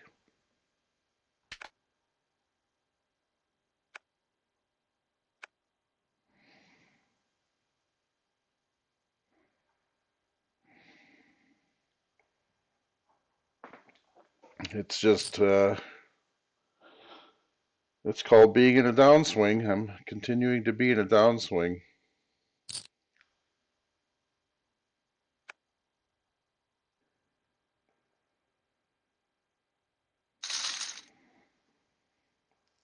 I can rejam over here on the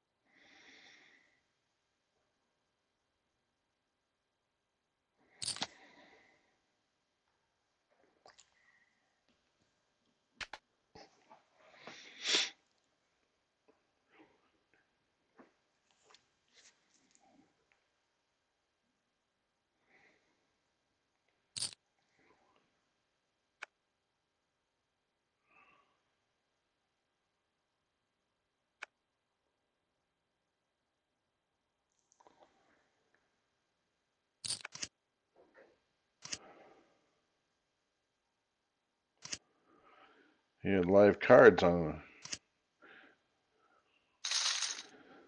a straight got there in the river.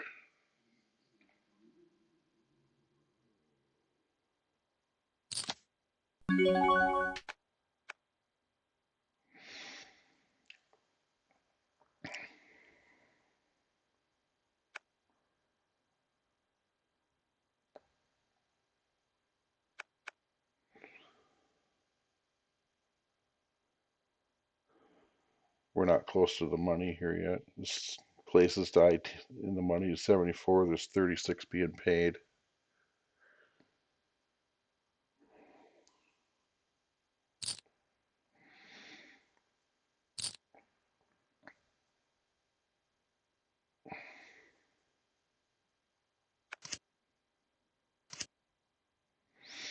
Live card situation again. Oop.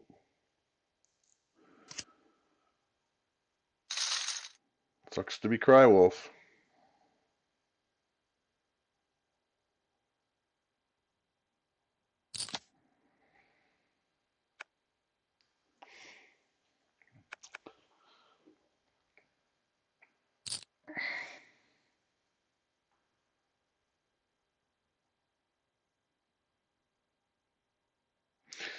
I don't have enough chips to play with to be calling off this kind of crap, even with these odds.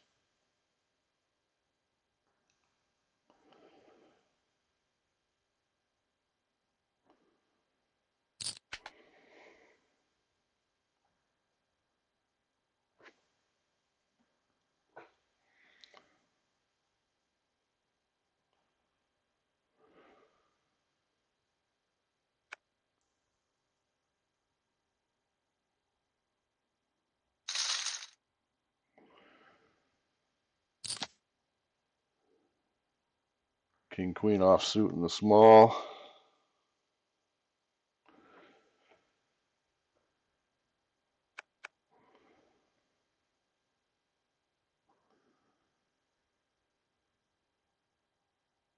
I think I can rejam with that.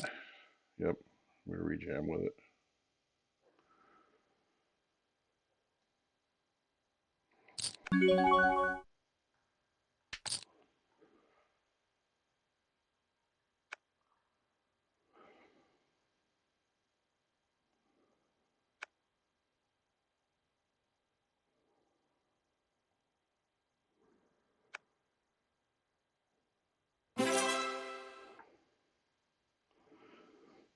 Get a little bit better of a rejam stack now.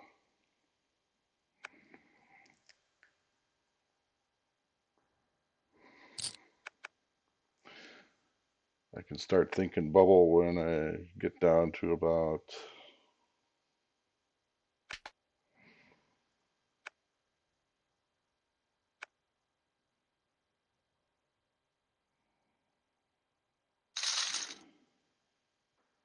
six, 5 or 6 to the money. No more than that.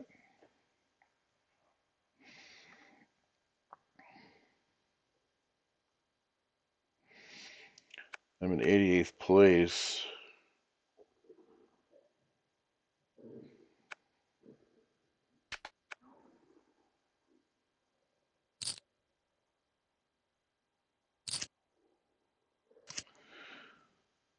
Went all in with ace 4 off with that big stack. I mean, that was just, come on, dude.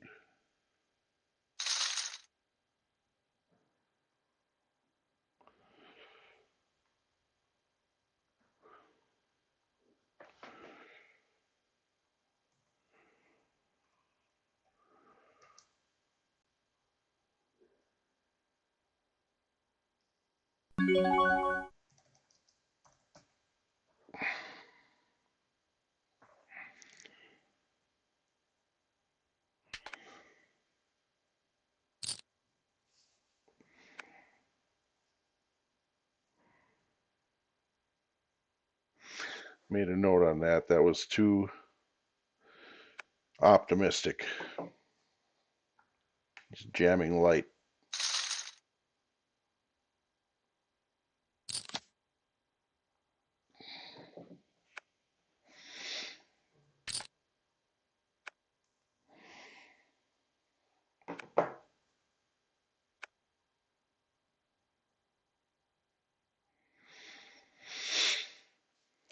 Got it in bad and sucked out.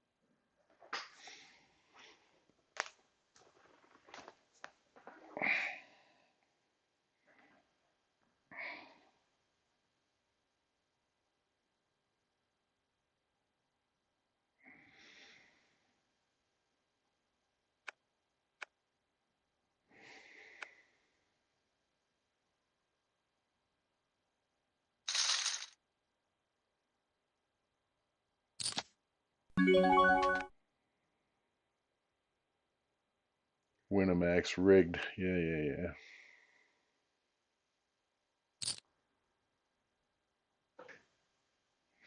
It's a chip leader at this table.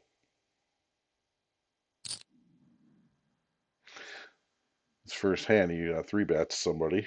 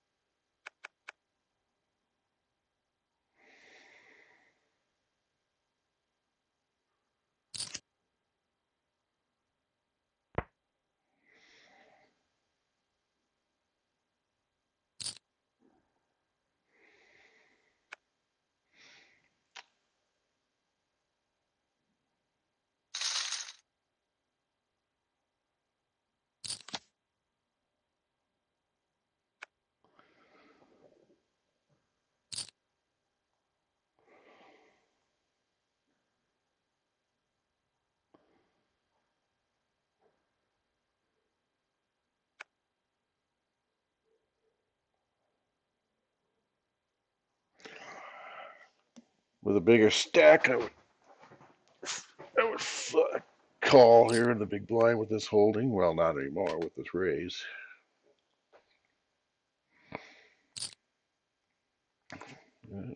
Four bet jam. He's got something.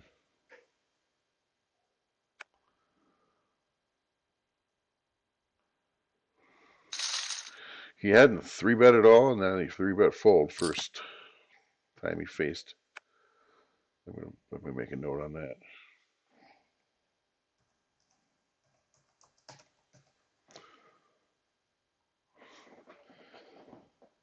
All right, I'm gonna rejam. I'm gonna jam into block there.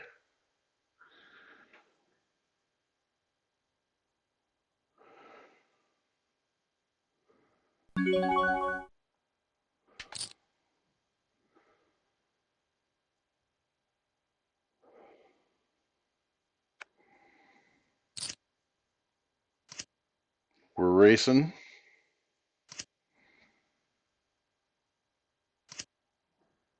And we win the race. That's nice. He doubled us up. We're in better shape now.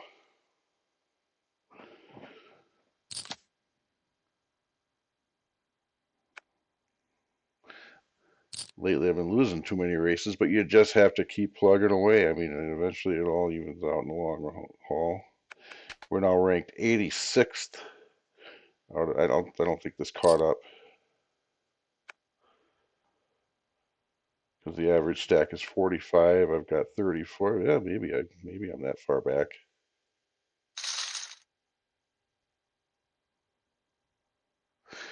And we're going on break here. Yeah, we're ranked 51st out of 94. Positions paid is 36. So that double up, all that did was just get me some breathing room. I still got work to do. We're not anywhere near the money yet.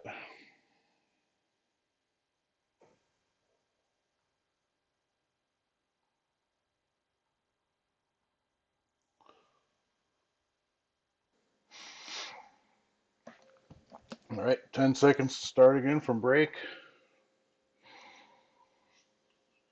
We are on borderline double up zone.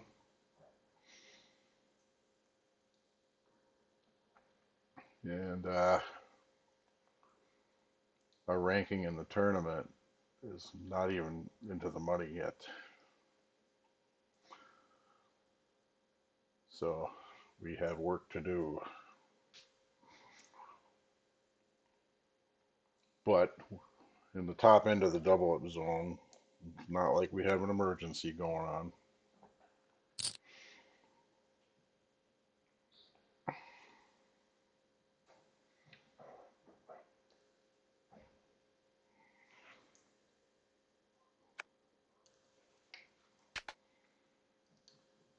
We got 34,000. Average stack is 46.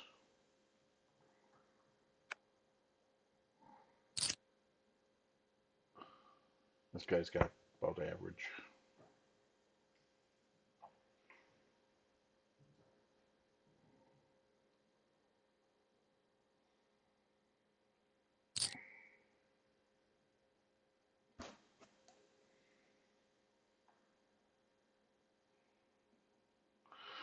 Making a small bet into a dry flop. He's check raising him on what? I think he's trying to bully him. He's not, he's having none of it. He's just trying to take control of the hand. Is he going to jam it? That's his only option left. He's going to try and call down the bully. Maybe that's a good move. Calling down the bully is a good move.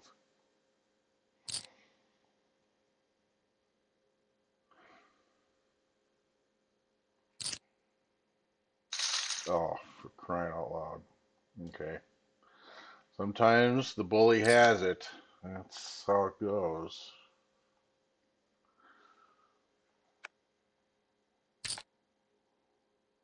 Check raised him with an overpair.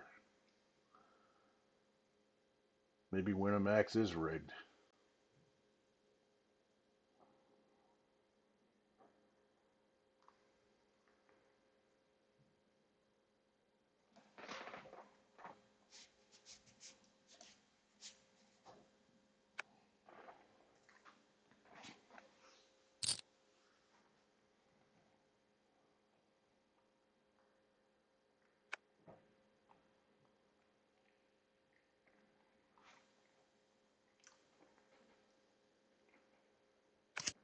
See, we're not close enough to the money yet for a big stack to start effective bullying.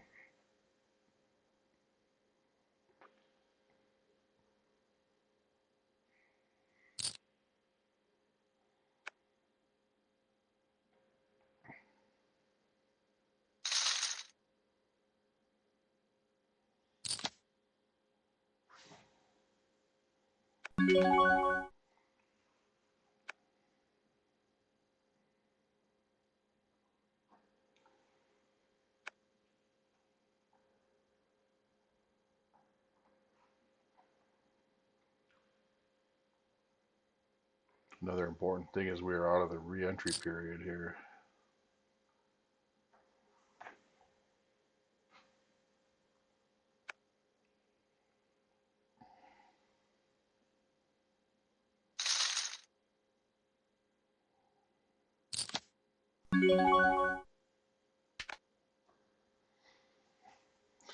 Now we're starting, we're still in the double up zone, but we're starting to approach the rejam mode, the re-steal zone. So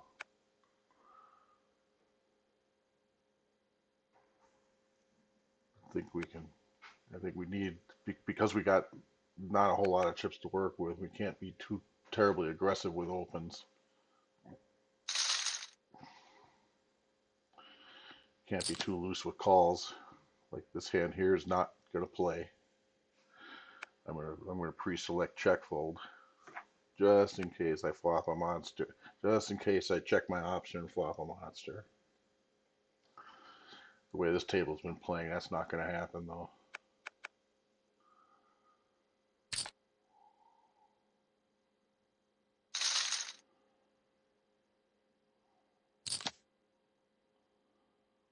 Jack queen offsuit in the small blind.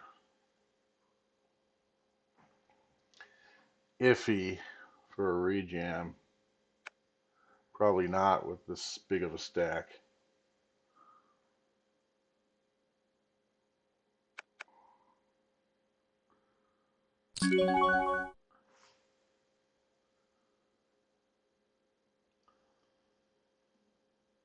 That's probably a steal. I'm going to defend. Take a flop. I think I'm a little bit ahead of his range. Oops. All right. So he restole.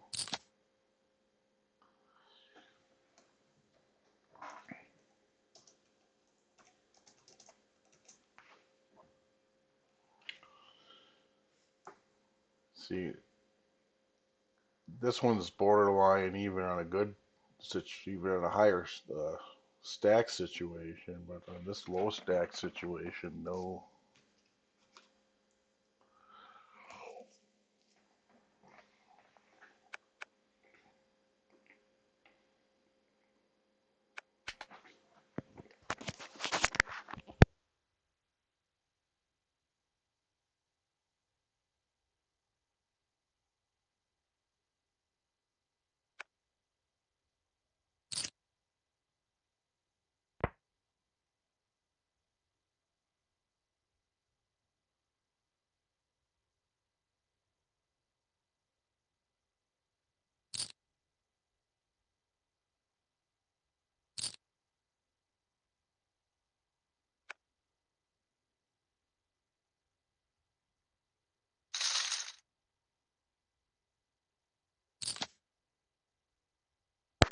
Winamax rigged is getting too aggressive too soon. We're not close to the bubble yet. We're not in bubble play yet.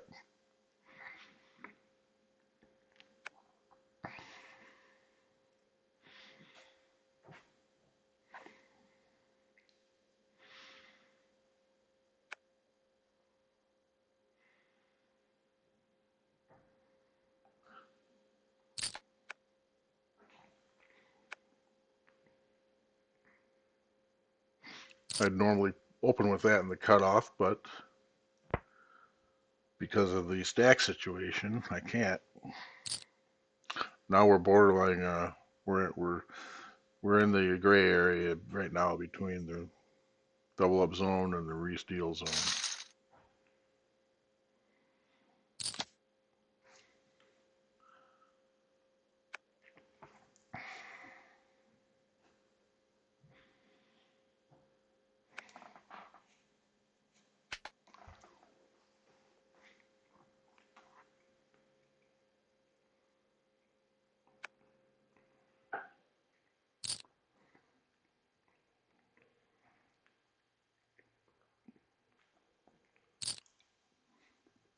Yeah, Winamax rig. I am convinced now that he's he's into bully mode early here. I'm going to wait for a good spot to double up into his wide range of aggression here.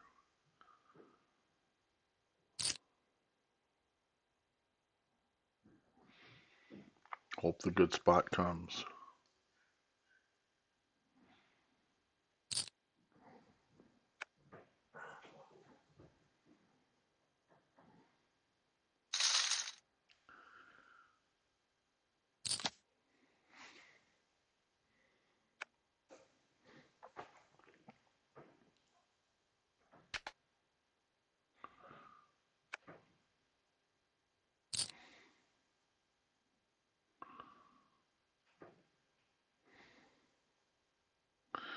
Poor Profa Nick. This Winamax rig isn't letting him play.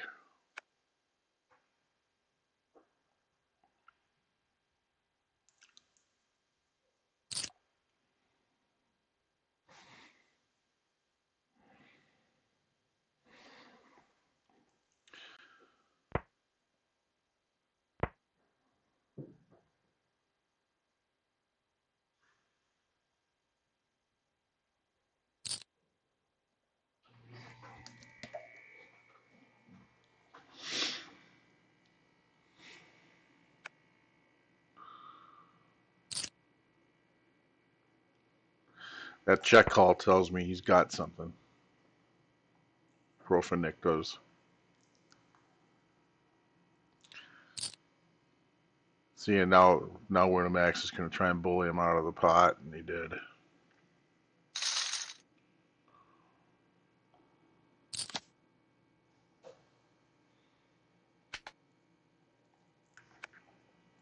I'm going to have to be tight about opening because Winamax Reg is going to be in position on me more often than I'll have it on him.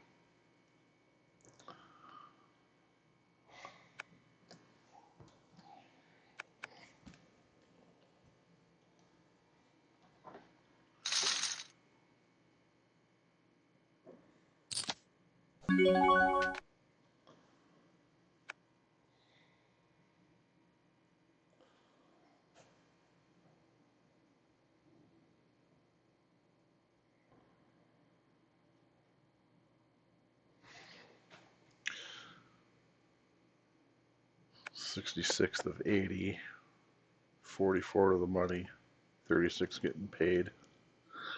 Yeah, it's going to take a double up to get into the money here. We've got 28 grand.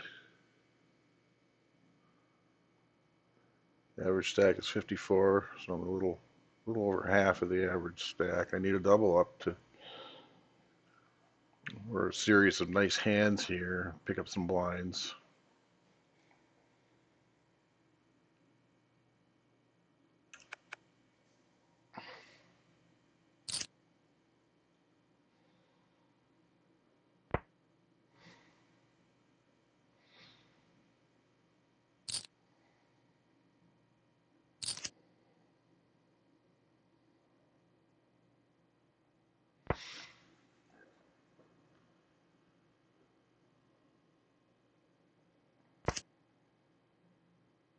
Nine, 10.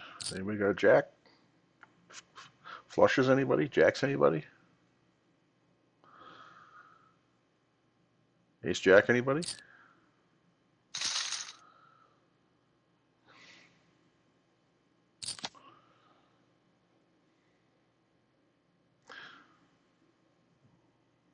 Yep, blinds went up a little bit, and we're now into the re-steal area here.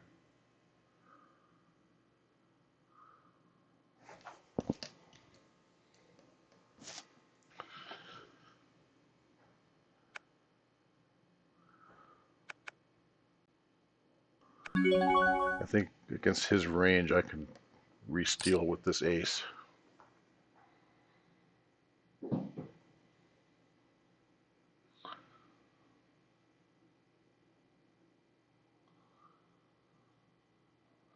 Give him something to think about.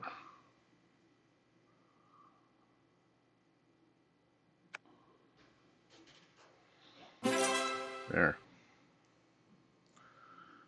A little bit more breathing room. Breathing room, breathing room. Nice little breathing room.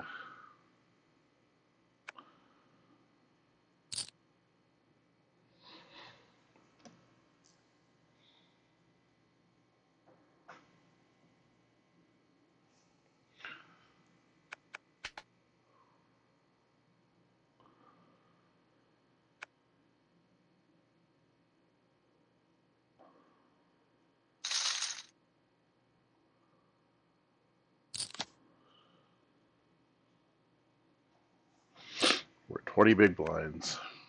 Borderline between the re-steal zone and the double up zone.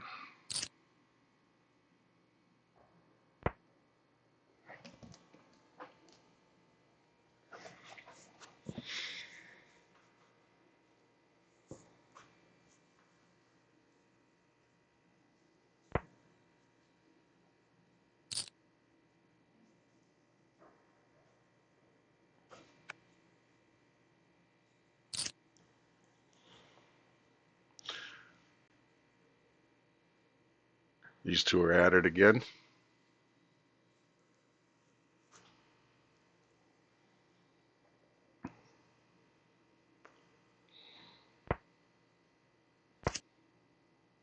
Check back on the turn.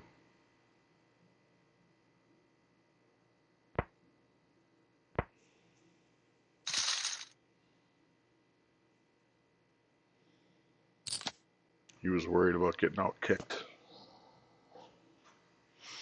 Probably rightfully so.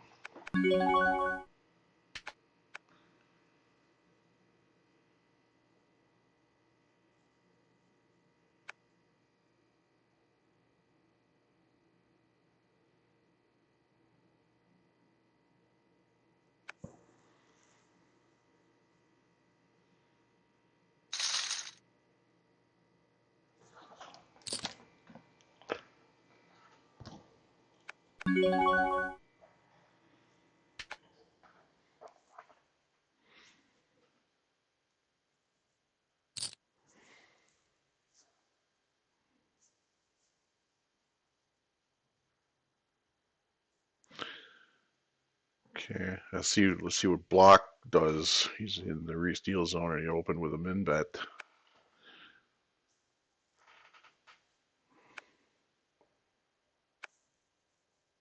Took it down.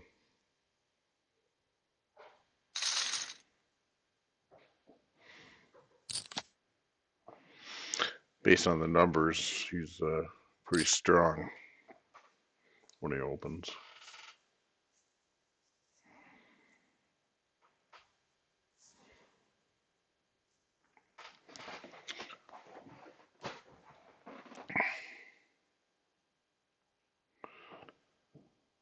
We are 62 of 75 left. Okay, now he's re-stealing.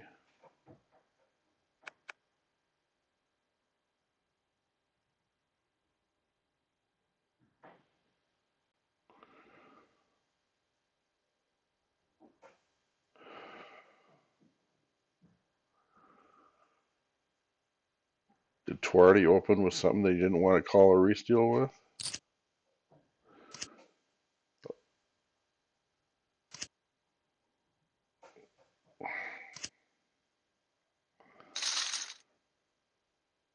Nope.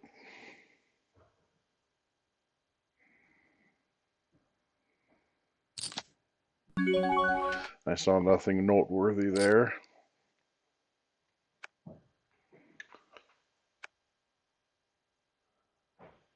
I was playing against Lisa before. It looks like Lisa's been getting lucky.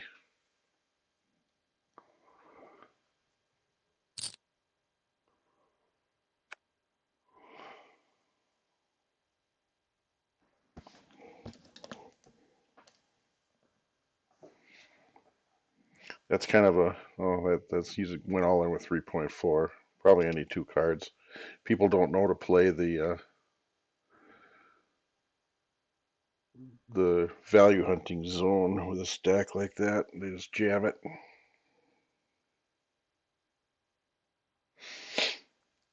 If you find yourself in a position where it's likely that somebody is going to rejam and fold somebody else out, you got dead money to play for, then you can get in with virtually any two cards that can give you uh, live cards.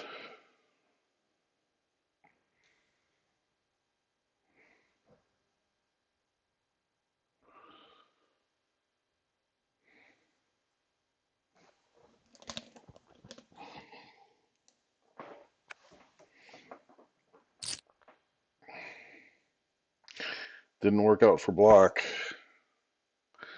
It's because he just jammed. He needed to find a better spot for getting a re-steal. We haven't seen enough out of Fish to indicate that they'll re-steal. These other stacks were too big to really think about it. He had one more hand where he could have waited for a spot.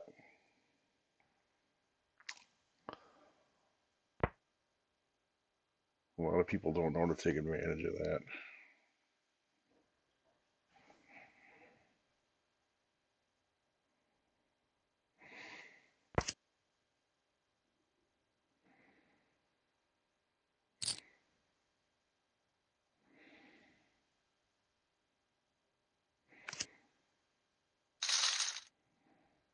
And the ace took it.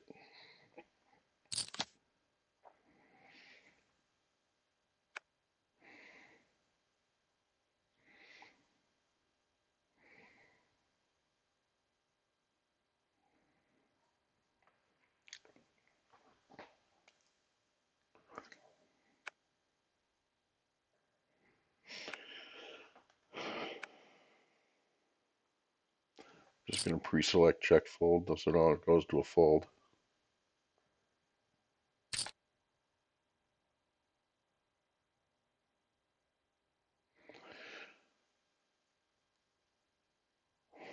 He had a lot of outs, but none of them hit. Oh well, I misread that, I think. It goes too fast.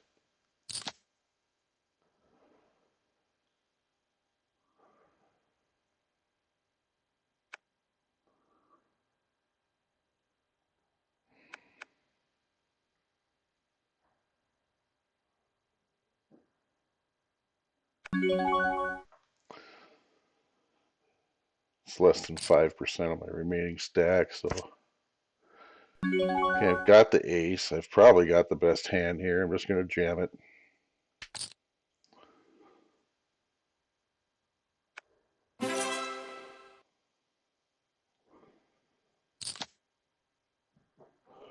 Took it down. Didn't have enough chips to play poker with. Still don't. It's the rejam area.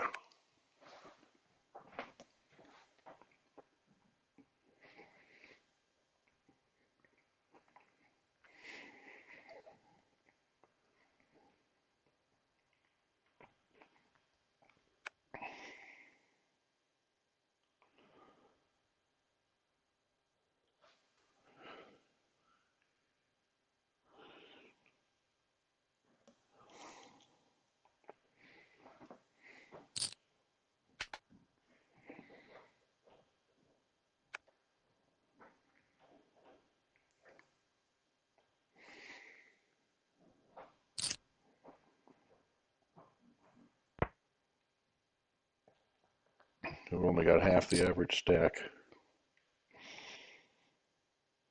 There's 32 places in the money. When it gets down to 5, I'm going to bubble it up. If I still can survive, I still have to play. I'm going to get it in with this.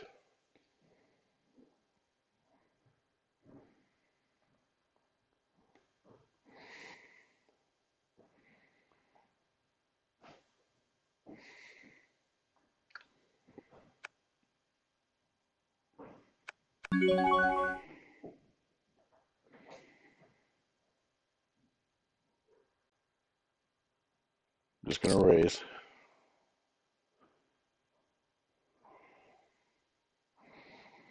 I'm hoping ace doesn't flop. Didn't.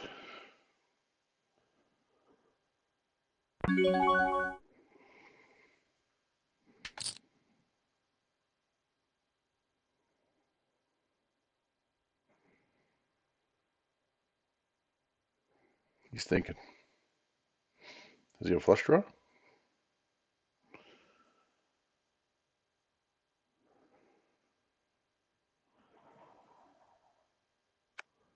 Nope, he folded. It's all right. That was a. I would have rather have seen him a double up on that hand, but that was a perfectly acceptable result.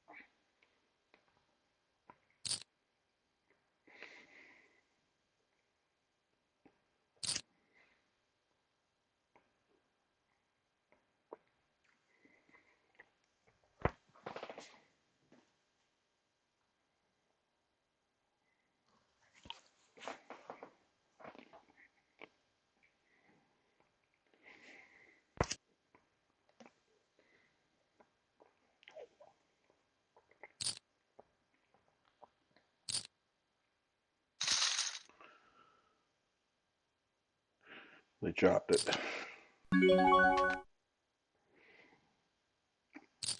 29 of the money.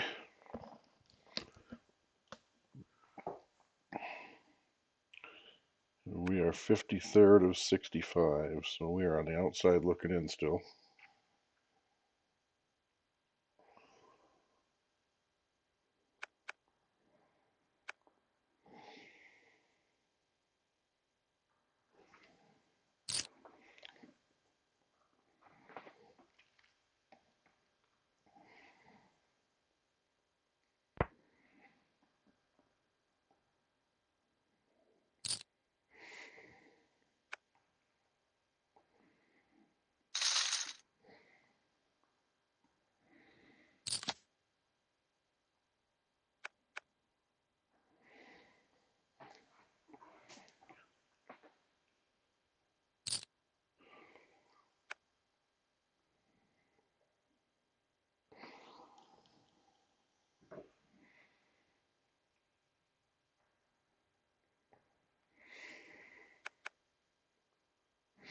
A lot of rejam stacks in here. Winamax needs to be careful because we are still not close enough for strong bubble play yet.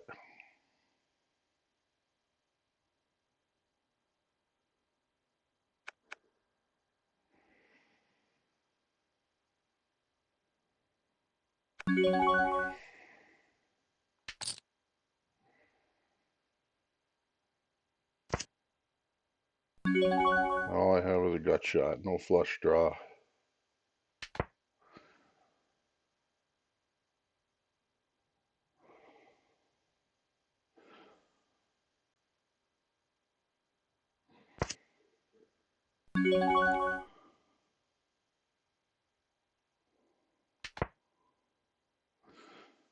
I'm not going to bluff for my stack when I don't have backup equity. I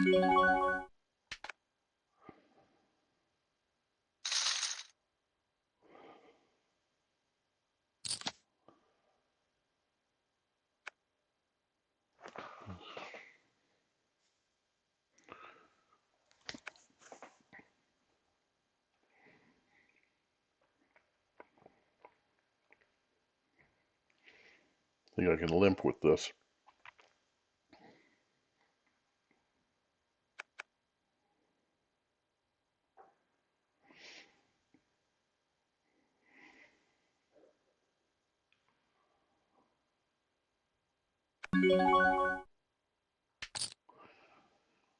Limping on the button is fine at this stack depth.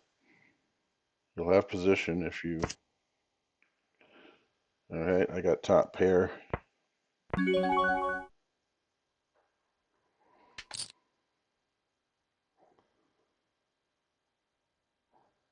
Just pray that I'm not outkicked.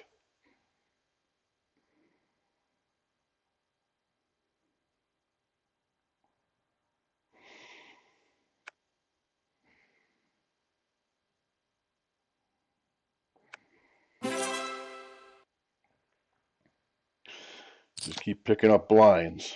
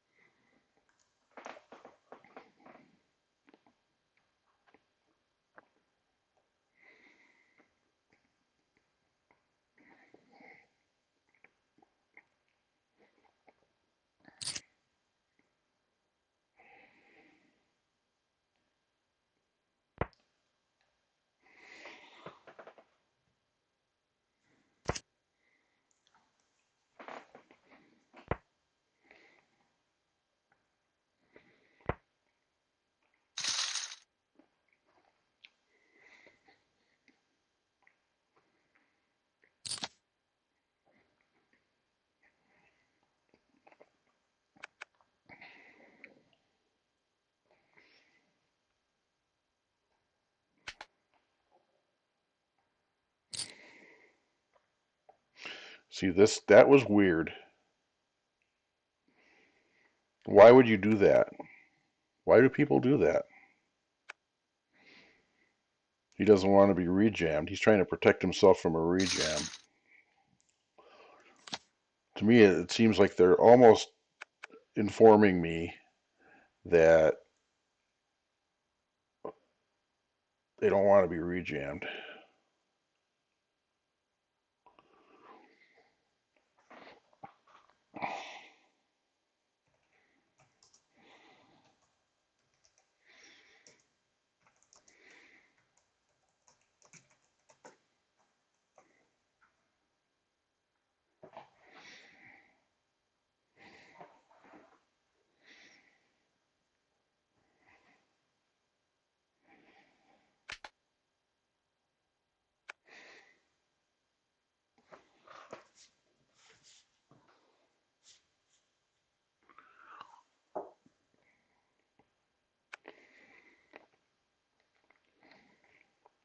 Got a big stack across the table from me. I've got hands on this guy from other history.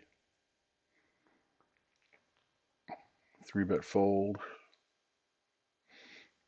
3-bet all in, between 5 and 20, raised or called all in pre-flop with stacks greater than 22.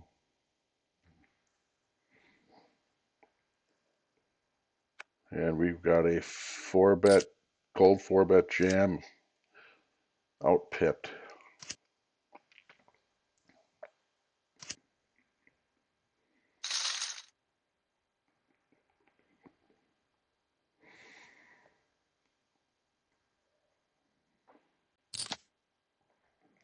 Getting it in.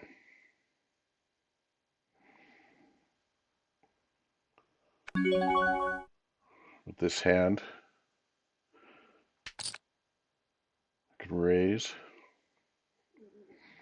I hope somebody jams on me. I'm going to jam on them.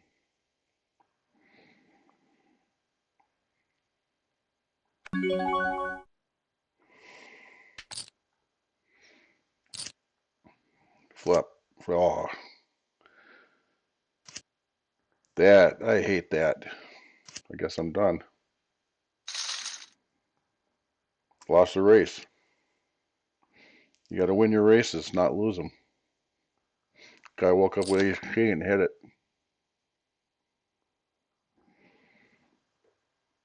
I think I played that one right, but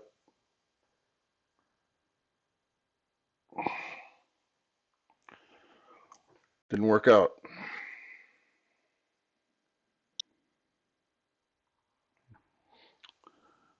Just can't get out of this downswing.